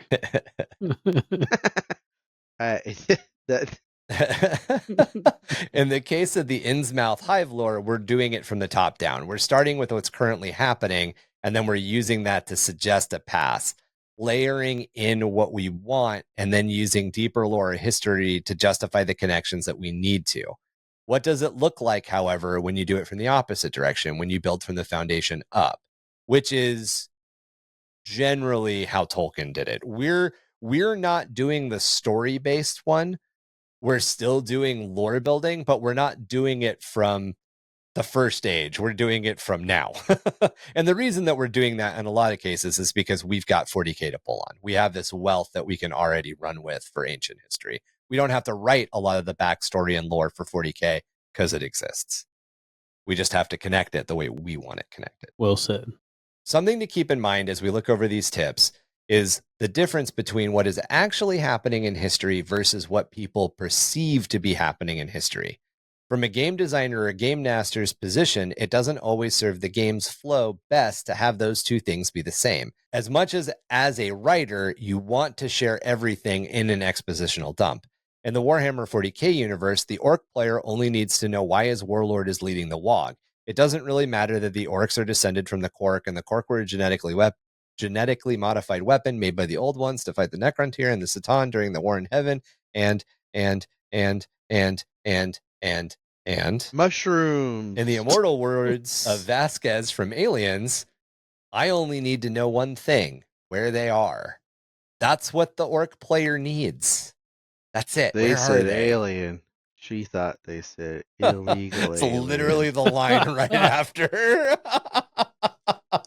In a role-playing campaign, your players need to know what drives them to the next plot point, not the reasons, motivations, and tools the big bad has at its disposal. In Game of Thrones, the Night Watch needs to know that the White Walkers exist and that they need to hold the wall. They don't need to know that they were created by the Children of the Forest, and they definitely don't need to know that killing the first one ever made will kill the entire plot line and the whole undead fucking army, invalidating the entire goddamn show in one fucking episode. Not that I'm grinding my gears again. But that's the difference. If you're running a horror survival game, your players need to know that there are zombies and that those zombies are trying to kill them. They don't need to know which zombie is the alpha and will cause all the other zombies to run away or die. You never reveal that. You don't reveal that information to the players, even if it exists, because you need them to have an oh shit handle to get out, or because during the state of the gameplay, they're supposed to discover it. They shouldn't know at the beginning. You never reveal your entire poker hand to your players. Why is that zombie skin white? Let's kill that one first. Why are his eyes glowing? Why is that sergeant's helmet red? So because he pissed off Gilliman. It kind of brings you back to the narrative that I created for like the Halloween event zombie game. Yeah. I was gonna put some of that in there, and then I'm like, I'm gonna let Marky bring it up. Sure, yeah. So go for it. Essentially, what because you have, thankfully, all of us play an Imperium army. So it wasn't too hard to ask everybody to bring an Imperium unit. But what are you trying to say? Well, we only had one Tau player. That Iron Fists aren't. And he's a new player, so Imperial Fists, not Iron Fists. That Imperial that also Fists worked out. Yeah. But essentially, what I've been wanting to do, or what I wanted to do for the longest time, was run a zombie, like a endless horde of zombie survival narrative game where everybody has their own mission and you only have one unit to work with. Right. Now, I didn't want it to be like Kill Team because I wanted everybody to have the firepower and to throw dice. And when you're only throwing 1 or 2 dice at a time, it can only be so fun. So right. I went with a unit, the last remaining unit of your army, essentially. So like, hey, take a unit of aggressors, take a unit of terminators, take we had an Imperial Knight, for example, which was fine. And then each individual player got a specific mission to them, which was also nice. It actually worked out pretty well. But you're the last surviving unit of your army on this planet, and you have no way of getting off this planet. And in the distance, you see essentially like a bunker, or you see last resistance of guard, and you make your way towards it, and on your way you see something or receive a call, or depends on the player. Like, for example, Chuck had brought Imperial Fist Terminators, and I told Chuck, which I didn't tell to any of the other players, but Chuck was the only player that actually had his comms, so he was able to speak to other areas on the planet. And he had just received a call saying, hey, we just received a distress call from, this location. We need you to go pull this Imperial agent, out of that location. Don't tell anybody else about this mission, obviously. They're like secret mission impossible for Chuck. None of the other players knew that Chuck had the secret mission. I told all the players, like, hey, you don't have to tell people about your mission. And if you want to, you're able to ask for help. Chuck was the only one with the stipulation of, or restriction of, you can't tell anybody about your mission. But obviously, if everybody had known all of the information that everybody knew, people would have meted the game differently. Exactly. Right? Yes. And that was interesting that nobody was really sharing what their mission was, which I thought was kind of odd. And you guys should have been. I would imagine part of the game mechanic that Marky was trying to develop there, or that you did develop, I shouldn't say trying, that the part of the mechanic you developed for the way that game's supposed to run is they're supposed to link up and communicate. And work together, but they didn't, But they didn't link up, communicate, and work together. Right. Which, I mean, it's one of those, D&D-esque kind of things. You never know what the player's going to do. So it's just kind of... And if you had plopped Mortarion down on the board, for instance, everybody would have immediately realized, I'm making the White Walker argument again, by the way, everybody would have immediately realized if we kill Mortarion, it's going to end. Right. That's the goal. But you didn't do that. And that's the difference between like a well world built area that you give just enough information to your players, or that's the difference between, do you know what's the history as it exists and what's the history as the players know it, or what's the history as people perceive it, essentially. In my own world building in the fantasy world of Galdor, they're coming into an era right after an event called the Longest Night, in which the vampire lords ruled the majority of the planet for 1,000 years. I know that the vampires are only being held in check, their magic and armies locked into a small island nation by magical relics called the Singing Stones. And those stones, after 500 years of neglect, are starting to fail, meaning that the undead are once again beginning to rise in power. I have defined all of that lore, and in Ignatium, much, much deeper than I can release here, or much deeper than I just mentioned here. And that's all available to anybody who wants to run a game in the world. However, that's not information, just as Marky was talking about, that the Greenhorn adventurer living on the other side of the world has any reason to know. And if their player did know because they ran a game in it before, again, as Marky just said, using Chuck as an example, you don't use that meta knowledge to impact the way that you play or the way that your character acts. And that's that separation. You might write all of it, and you might define all of it as a world builder. And depending on whether or not you're writing to the player, to your player base, like Marky did, or whether or not you're writing to other GMs, like I am, you're going to provide that information in different ways. And if you're doing it the way I am, you're going to provide, GM, here's what you know, and here's what you should tell your players. You're going to provide both of those things. You're going to world build both of those. Here are the rumors and inconsistencies. Here's what's actually happening. Because the person running the game needs to know how the history functions. They need to know the absolute truth of the history. The player doesn't. The player just needs to know what's important to them at the time. And in Marky's case, no one worked together and it all went to shit. Yep. Marky didn't go to shit. It didn't go to shit was the thing. See, that's like the thing too, like when people do their world building or just character building. Right. I played, everybody always talks about how Space Marines are. Well, I played Space Marines from how I feel they are from novels I've read. They should play. Right. And I think I did an okay job with it. And 100%. But then again, I add in the whole part of each Space Marine still has individuality. So at one point, the Space Marine sergeant, not the captain, was up top because my stuff had to go down in a sewer, which is really funny that everything was rolled randomly. I brought Terminators. I was in a sewer, basically. Playing Space Hulk over there. Where they're set to fight. But at one point, everybody got to see a Space Marine sergeant running across the field just going, fuck, fuck, fuck, fuck, fuck, fuck. It's always fun to do the thing. Marky and I have talked about this in past narrative episodes. Chuck, just before you started being a regular co-host, but we both, Marky and I, have a tendency to do the things that our army would do, not the thing that makes tactical sense. Yeah, I'm a big Eisenhorn, for example. Or my melee Tyranids. Yes, I understand I'm supposed to control the back half of the board the entire time. Melee Tyranids are not going to control the back side of the board. They're going to rip through you as fast as possible. Their entire job is to eat. And I feel that the game should modify the way that certain armies capture points based on the way that the army should actually function. Tyranids should never sit on an objective. It doesn't make any sense. Yeah, it doesn't make any sense. It makes no fucking sense for Tyranids to stay on an objective. The only way would be they make the new model that's the birthing pool. Yeah, I was going to say that unless they're eating or jumping into the birthing pool. I mean, I don't. All right, so with all of that in mind, let's take a look at a handful of tips which can be mixed together and then overlap to create a complex and realistic history. So tip 1, identify elements, anchors, and events and build outward from there. Be careful not to pin too much on any one thing, however. That's the pitfall of this tip, is that you can hyper-focus.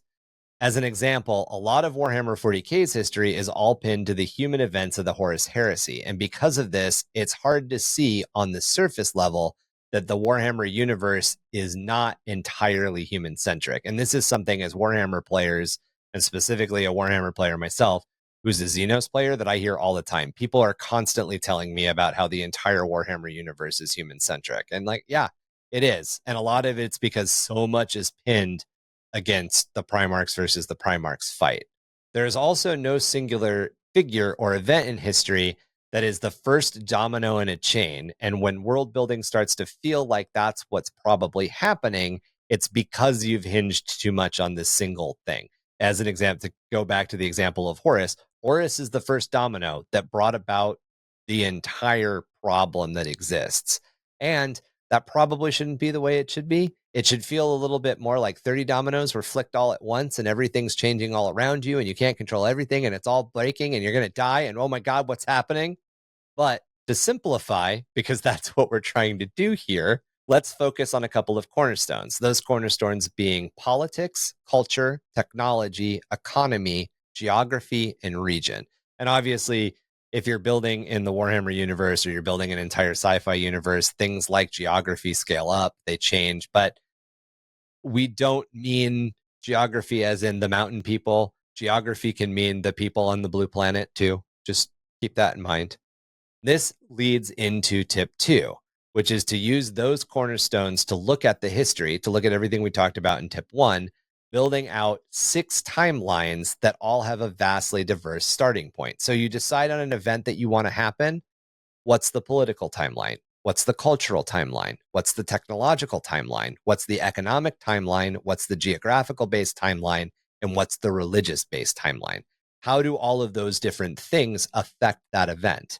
This helps to reduce the one overwhelming event pitfall and builds in a multi-dimensional set of lore, because the one event or that one anchor that you're trying to fit all 6 of those isn't going to work. So you're going to come up with another event, and then you're going to try to figure out how those have linked to each other.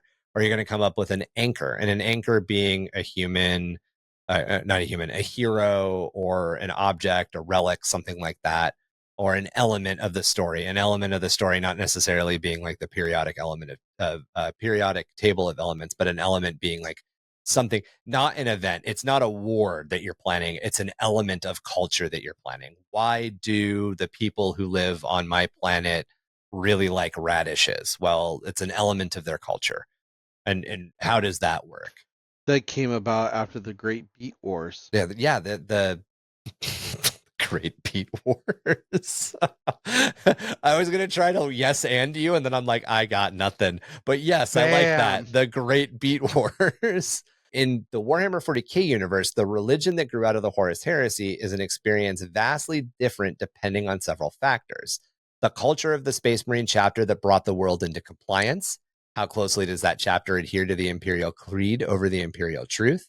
The economic demands of that world.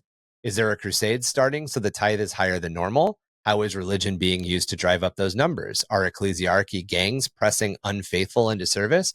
Are ecclesiarchy gangs, as Marky has pointed out in the past, claiming people are unfaithful to press them into service, even if they are faithful?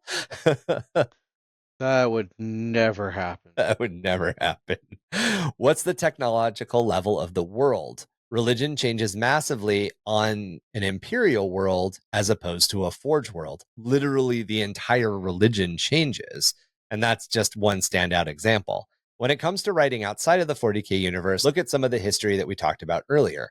Religion and geography played huge roles in how different parts of the Eurasian continent experienced the Black Plague, while the political fallout of cultural fears made ripples that affected the First and even Second World War.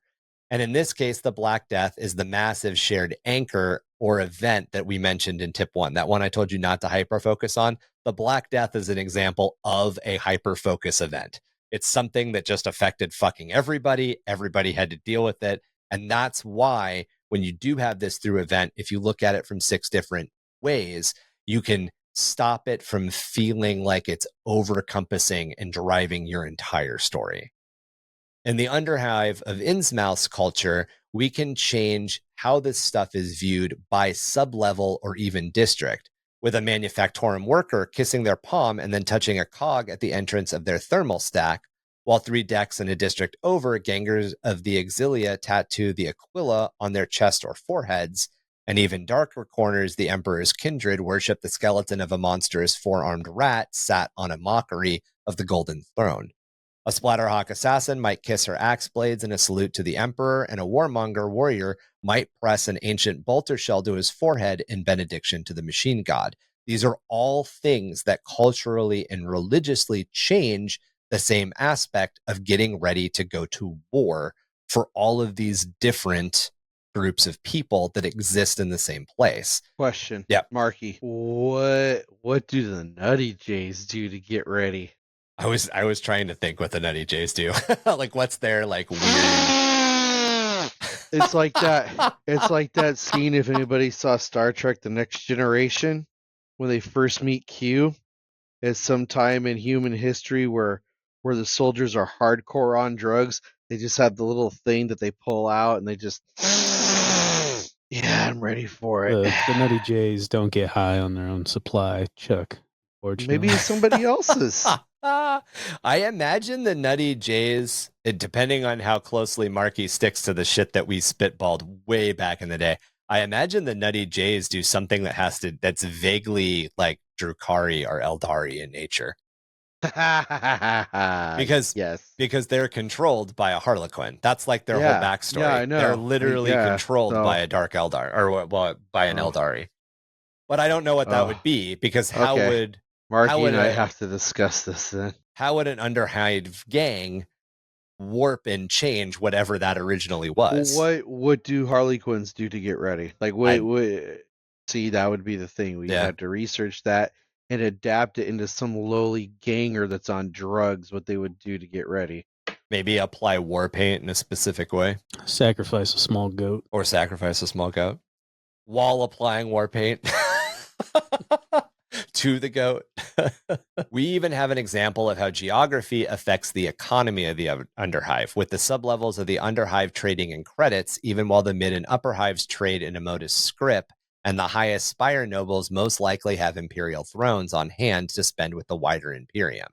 Meaning offerings left at a shrine to an imperial saint or aspect of the machine god can change level to level or be a mess of several types of currency all at once. So you come across a throne, you come across a shrine to one of the saints of the Sisters of Battle, and there might be imperial script, or there might be Emotus script, excuse me. And there could be, actually, it could be everything. There could be imperial thrones, Emotus script, imperial script from the Imperial Guard that are on leave, credits, and whatever else might be traded for even lower down. It would probably depend on where it's at and what interactions of lower hive. If it's manufacturing workers, that's probably mid-level, but they live down lower, and then so management comes. Credits. Yeah, so management comes from an upper level down to the mid-level, so it's a little bit of everything.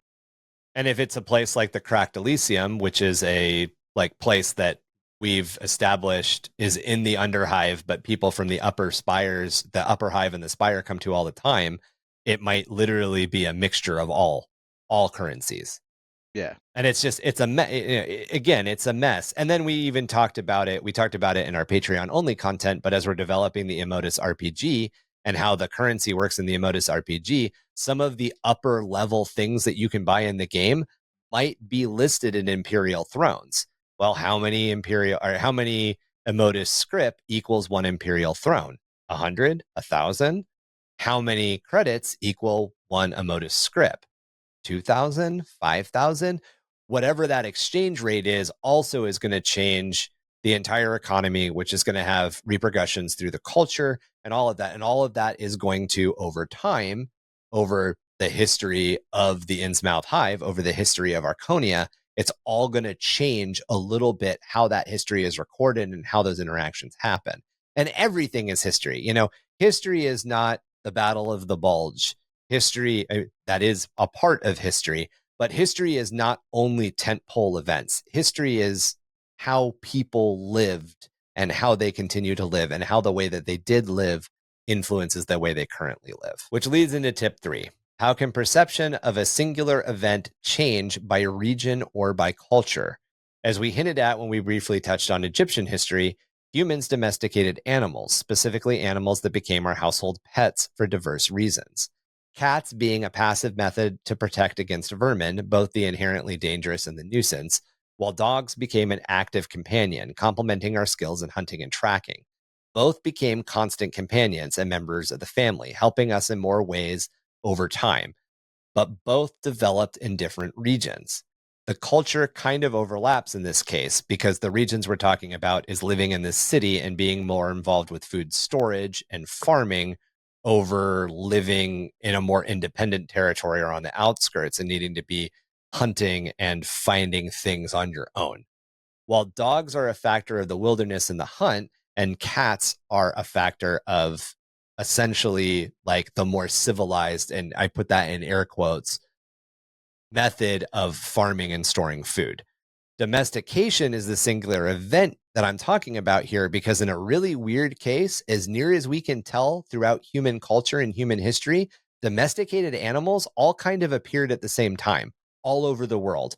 We all just kind of inherently, as separate cultures, domesticated animals right around, like within the same like 200 to 500 year period.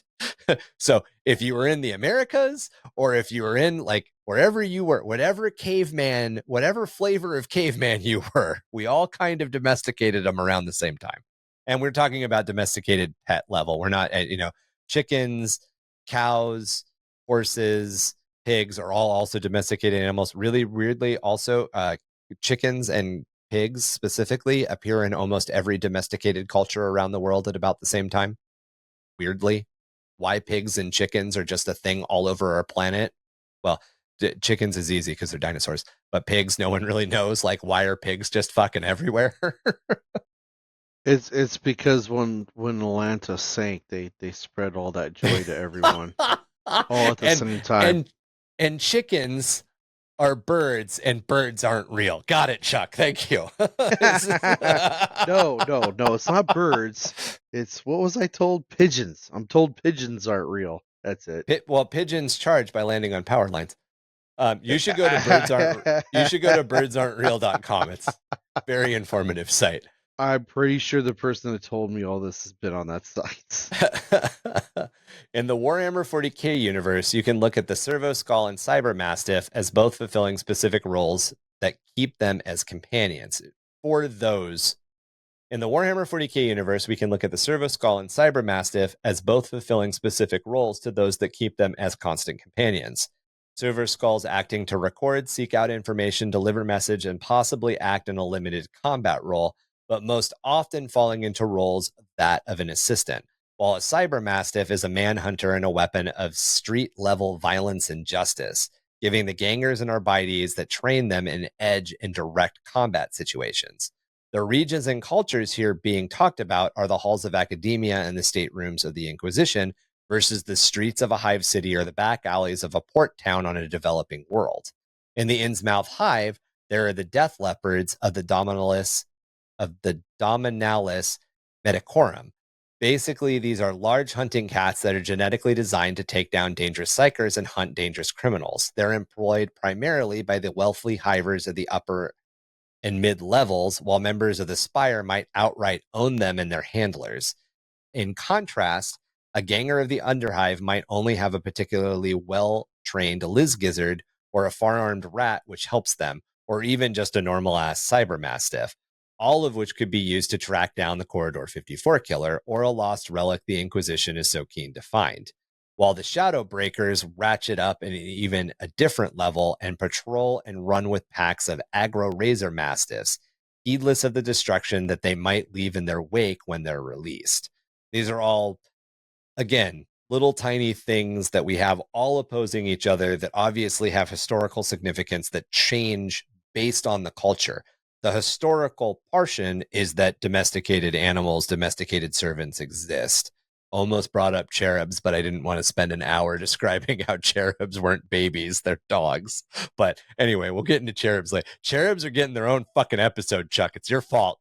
Sweet. I fucking love it. And you know what that means? I need to start putting more cherubs and servo skulls on minis. So tip 4 is to then ground that lore in a realistic force of change by linking at least 3 causes or consequences to each event, anchor, or element that you've already set, making sure to overlap each of these with the cornerstones that we talked about in tip 1. So in each of these tips, just like each of our world building episodes, all of this stuff is meant to be used in sequence, build off the last thing. This is by far the messiest step. If you're mapping it all out on paper, or if you're using a mind mapping program, here is where it starts to look like that web from Always Sunny.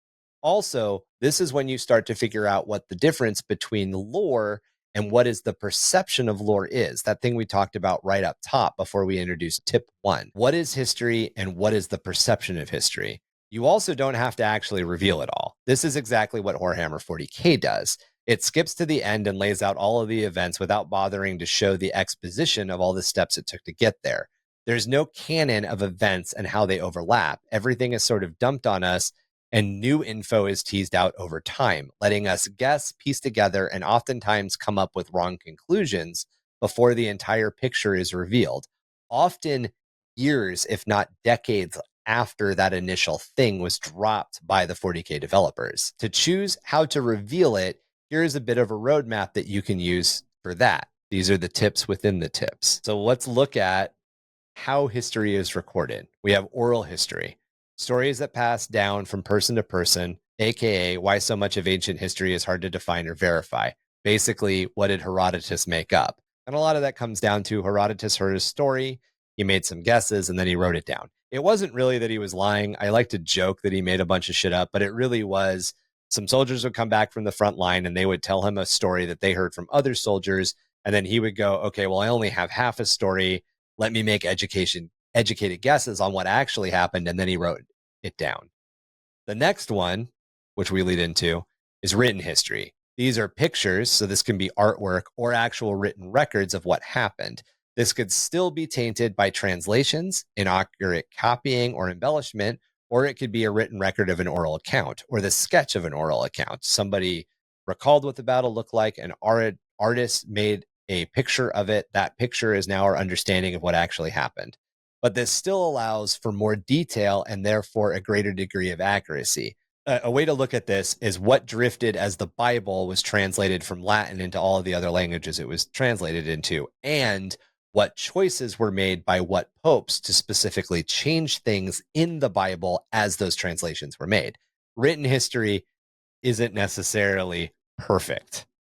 The last chunk is primary history, and these are recordings, or for the most part, events that are covered in full, and they're a lot harder to change or embellish the actual facts. You can put, in a recording, in a news recording or whatever, you can put as much spin on it as you can. You can put as much editorializing on the events as they stand.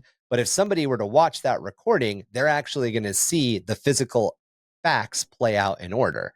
For instance, if it's a tank battle between two forces of the Imperium, you're going to know which side won. You're going to know which tank fired the first shot. There's going to be empirical evidence that you can get from the primary history of the recording that's irrefutable fact. Now, somebody can spin it. Somebody can cut it into a different sequence. Somebody can lie. Somebody can editorialize. Somebody can try to make it seem like it's not there. But at the end of the day, that primary recording, whatever that original full recording is just fact. It's the propaganda and misinformation engine that comes after it, which can shape it. In a 40K sense, you could also play with the very old character theme, like a Space Marine who might be old enough to have been a primary observer of a historical event, or a Magos of the Mechanicum who might have it locked somewhere in their data stacks. The possibilities are pretty open when you start to play with 40K's technology and warp fuckery. Was the Space Marine sucked into the warp during the Horus Heresy and spit out in the 42nd millennium? Does that mean that he has more insight on what Horus actually said at a battle? Absolutely. Does that mean anybody believes him? Does that mean he's a primary source? Yeah, he's a primary source. He fucking saw it. But again, what's history and what do you perceive as history? Yeah, there's actually an example in Alva I read of something like that. It has to do with a Death Guard. Yeah, there's the dude that's been around for the dude that was like wounded and floating in space for 10,000 years, or was it the warp one? Dude in the planet. Because there's yeah. the dude in his ship that the Hive City was built on top of. Yep. And he's been in like that weird stasis the entire time, and they finally crack him open. Yep. Just gotta have that old Herodotus. I got time for this. Always gotta have Herodotus. You need to put a Herodotus in your Death Watch, dude. You have to paint a Herodotus. It's got to be like a super muscular old guy. Because if you look at the statues of Herodotus from like the old Greek time, he's like the old dude, like big white beard and everything, but it's a Greek statue, so he's just fucking ripped. Because all of the statues were fucking ripped. You should make a watch. You should make a watch master. There you go. Named Herodotus. Do it. So tip 5. How static and unchangeable are the record of events? How feeble was the technology used to record them, or how easy is it to use propaganda or other tricks and tools to change and embellish those recorded details? In our modern world, we're starting to deal with some of this stuff in real time. Things like deep fakes and AI-generated content on social media. In the historical examples that we brought up, you either saw the Mongols as the slaughtering mad barbarians outside the gate or as unifying heroes, all depending on what side of history you ended up on. Always remember, who records the history will inherently change the way it's recorded and presented to future generations. This is super massive in the Warhammer 40k lore, as the vast majority of it is presented from the perspective of the Imperium of Man. The Administratum is rampant. The Administratum is a rampant propaganda machine that goes out of its way to downplay the threat, achievements, and impact of any Xenos race, not to mention the information purges of the Inquisition. This has even affected how we've developed the Innsmouth Hive lore. The idea of actual Xenos even existing is a mere background myth to most of the Underhive, even with the potential major clue that the Four-Armed Emperors are some sort of gene stealer offshoot or hybrid, and that's, to them, just a giant mutated rat. It's hard to kill, but most of the time, pretty easy to ignore.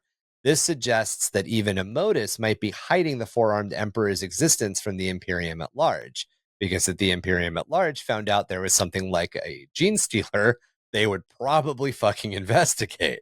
The last factor in this tip is how the passage of time has changed those records. As we touched on with the Greek gods, which became the Roman gods, which became influences on modern religions, even if the history is there, available and open to all to witness at any time, the other factor is that there is a change in perception. It doesn't matter that I can explain how Mary goes back to Artemis. If I try to explain that to somebody who's a religious scholar, they're going to tell me I'm wrong, and they're going to have a lot of arguments because of their perception and because of their history, which is a really weird concept, because history is supposed to just be facts, but literally you can get into an argument with somebody because their history is different than your history. Again, to go back to 40K, the endless march of the last 10,000 years has stripped away the idea of technological progress or advancement. We talked about this last episode. It pisses Chuck off. Society has become to rely on, as much as the years march on, more and more of ancient, broken, lost technology, or the hope of finding a new STC. There's essentially no one's making new shit. This is Chuck's entire point about the Mechanicum being stupid. No one in 40K is making new shit, and it doesn't make sense. I mean, it makes sense because it's a dystopian story, but yeah, I know, but it's too and there's the conflict with some of the novels and things within the game. It's like, Space Marines. We always bring up Space Marines. They're the main thing. All of a sudden, they have new equipment. They have new vehicles. Now, granted, that's because Belisarius called, didn't listen. Yeah, and it's like, it's like all of a sudden there's new stuff. So is the Mechanimo okay that the Space Marines have new things, or are they upset with it? There's two explanations to that. The first explanation, there's two justifications to that. There's two different perceptions of history, Chuck.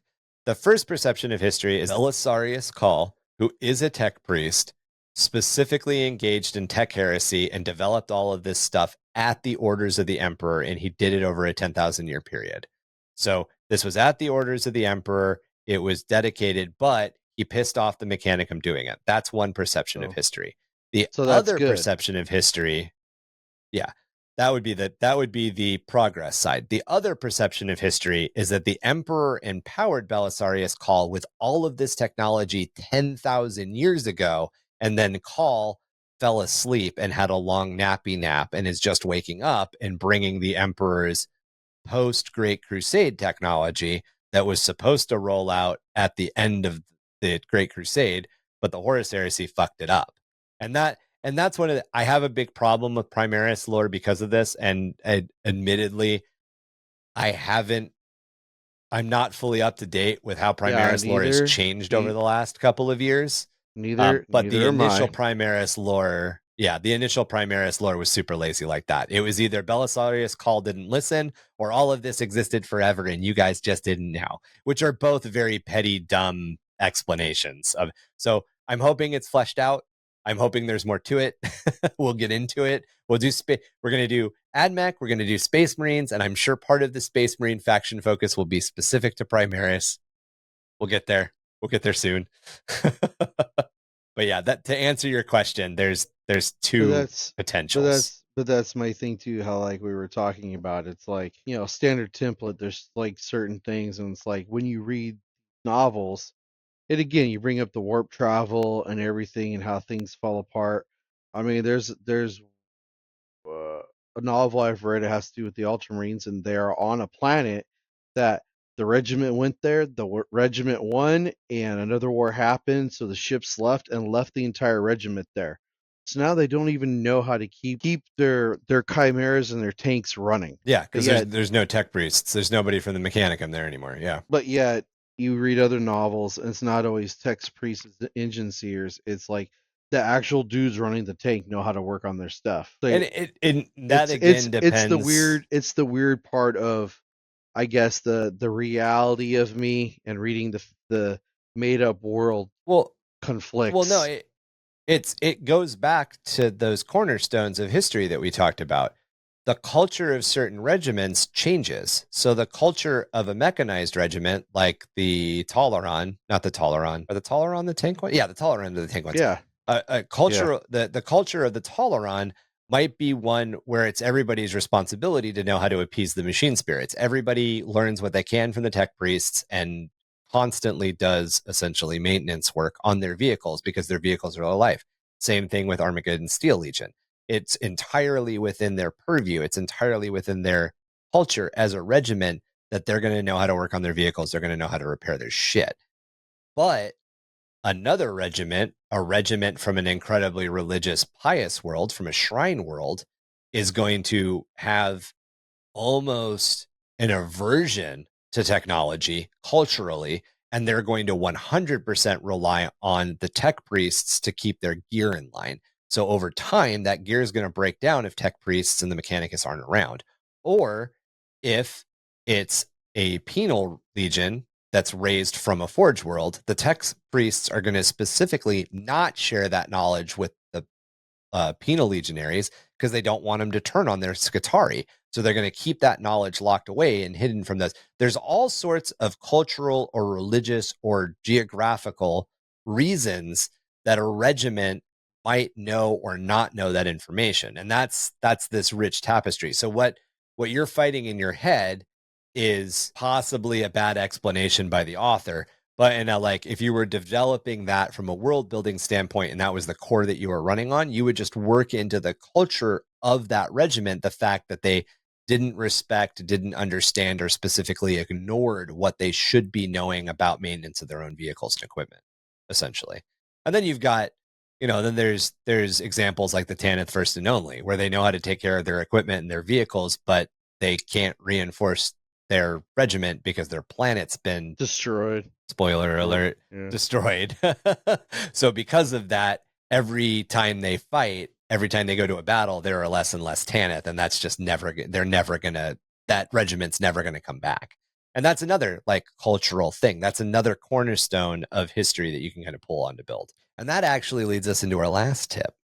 Very well, Chuck. Thank you. So tip 6, welcome. None of this stuff exists in a vacuum. Each tip and each piece of lore it inspires touches each other in some way, even if it is distantly. Just like I drew a line between the Mongol Empire and the Holocaust of the Nazis, each event in history is like a pebble dropped into a still pond. Eventually, if you drop enough pebbles, the ripples will all interact and run into and bounce off one another. The Horus Heresy is a clear example of this, as each event since the Unification Wars has had some ripple across the universe that's interacted with other ripples and other events, all coming together in a way where 9 Primarchs, mostly who didn't like or agree with one another, came together to stand in opposition of their father with a War Master they didn't like. There were things that led all of that to happen. That was a confluence of historical events all coming together. When it comes to Innsmouth and how we've developed its lore, we've mostly passively used this. And by that, I mean that we have yet to create any major ripples of our own. We have things like Space Marines and the Imperial Guard routinely rounding up Underhive gangers to press into service, the Arbites patrol more often to quell questions than to solve actual murders or problems, and the Inquisition doing whatever the hell they want whenever they need to. But those aren't ripples we created. Those are ripples that just exist in 40K. That's off-the-shelf ripples. They were written for us. We're just tossing them in. What we have done, though, is come up with the history behind the Ordos Obscurus. We have the Shadow Breakers causing pretty massive ripples whenever they're deployed. And with the way that the nature of Archaeotech and the Sump works, or the Frost Hollow works, there's pretty much a reason for lost and damned relics of technology to crop up whenever we need to throw a wrench in the gears of the Hive.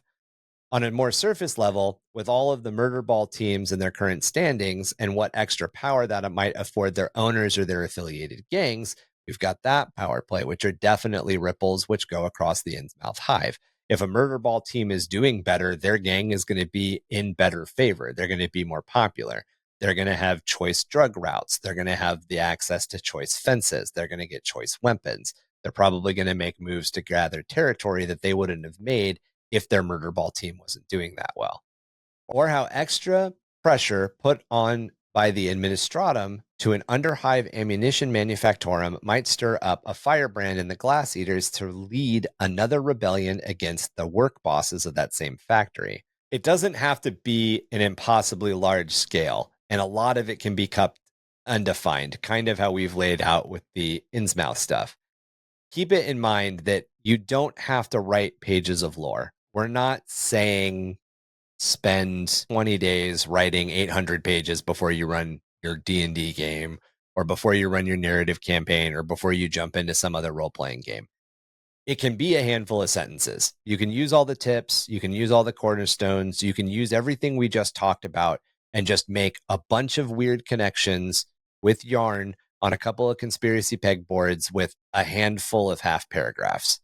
Arconia, as an example, is an icy death world locked in an endless ice age because its economy is fueled by water merchants who have been crashing comets into the world for centuries in order to secure its future profits. This has incredibly devastating impacts on history and the natural progression and development of Arconia and Innsmouth. And literally, I just gave you all of the lore we wrote about it. That's it. But it connects and has ripple effects against everything else we've written. It's just a sentence.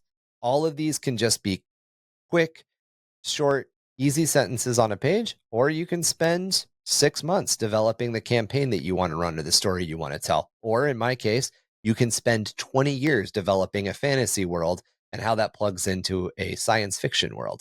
It's really kind of up to you. These are just some of the tips that we recommend when it comes to writing history. And of course, all of that history that you write can be used to develop legends, myths, cryptids, and folklores for all of those cultures, changing how history is viewed by your characters, players, or readers even more. Never underestimate the impact of urban legends and cryptids. And I guarantee you guys, at some point in the future, there will be a world building episode on writing urban legends and coming up with cryptids, because that's some of the stuff that doesn't really fall into history, that kind of falls into like the space in between history, that drive the way that cultures interact with one another and how cultures view the world. Just like I've always said, if there's a legend or a myth, there's a reason why it developed. Right? And that reason impacts everything. Well, that will wrap it up for our world building episode and tips on writing history. Playing with all of this stuff is a whole lot of fun. Once you've got a good grasp of the history of a world or the story that you're trying to develop, you can start to look at the different kingdoms or nations that grew up with that history and exist in those places. In a future world building episode, we'll take a more in-depth look at developing nations and kingdoms and how they might come into conflict with one another. Essentially, how does history lead to war? With the next couple of episodes, we will be returning to the Horus Heresy, covering the War Master's march toward Terra. Want to get into contact with us about this show or any of our other episodes? You can do that through email at underthehiveofmadness@gmail.com. Also, feel free to join our community on Discord. There we talk about lore, hobby, and tactics of Warhammer 40k, plus other topics like Warhammer Age of Sigmar, Magic the Gathering, role-playing games, video games, and much more. Also, find us on Facebook, Instagram, or at our website, underthehiveofmadness.com. Spelling and link should be in the show notes below. You can also help the podcast grow by liking and reviewing us wherever you get your podcast fix. We are on Spotify, Apple, Google, Audible, and many more. Support us on Patreon at www.patreon.com/underthehiveofmadness. All Patreon members get access to a video podcast with minimal editing, so you can see our beautiful faces and hear how I butcher the English language and sentence structure. All Patreon levels also get access to our quarterly painting contest. Plus, we have perks at higher levels, including monthly giveaways. So if you want more information on all that stuff, go on over and check it out. Plus, if this is your first episode, we've mentioned Innsmouth lore and we've talked about the Innsmouth RPG a couple of times. All of that information and updates about when we will be running that will hit Patreon first and fastest. So if you want to stay up to date with that or you want to ask us questions about that, that's the place to do it. Patreon also gives you special Discord perks. You can join our Discord as anybody, but we've got sections of Discord where we specifically talk about developing the lore. So if that's your jam and you want to get into this history and you want to help us flesh some of that stuff out, another perk of Discord, or another perk of Patreon, not Discord. Bulge's Sumprack City, your #1 source for skin-tight synth leather pants, Grox hide frilled vests, bolters studded belts, and all upper hive attitude that you can stuff right down your codpiece. Check out the new merch from Zygonia's latest release, clothes that will piss off your paw and make your mama faint. God, I hope this doesn't chafe. Lighting your way to truth with the unregulated plasma of rebellion. We are 665.66 UHMR Chemrat Radio, reminding all of you Chemrats, hive mice, and sump ghoulies to keep those dials fixed right here. Same ratty frequency for a dose of the same ratty ass attitude.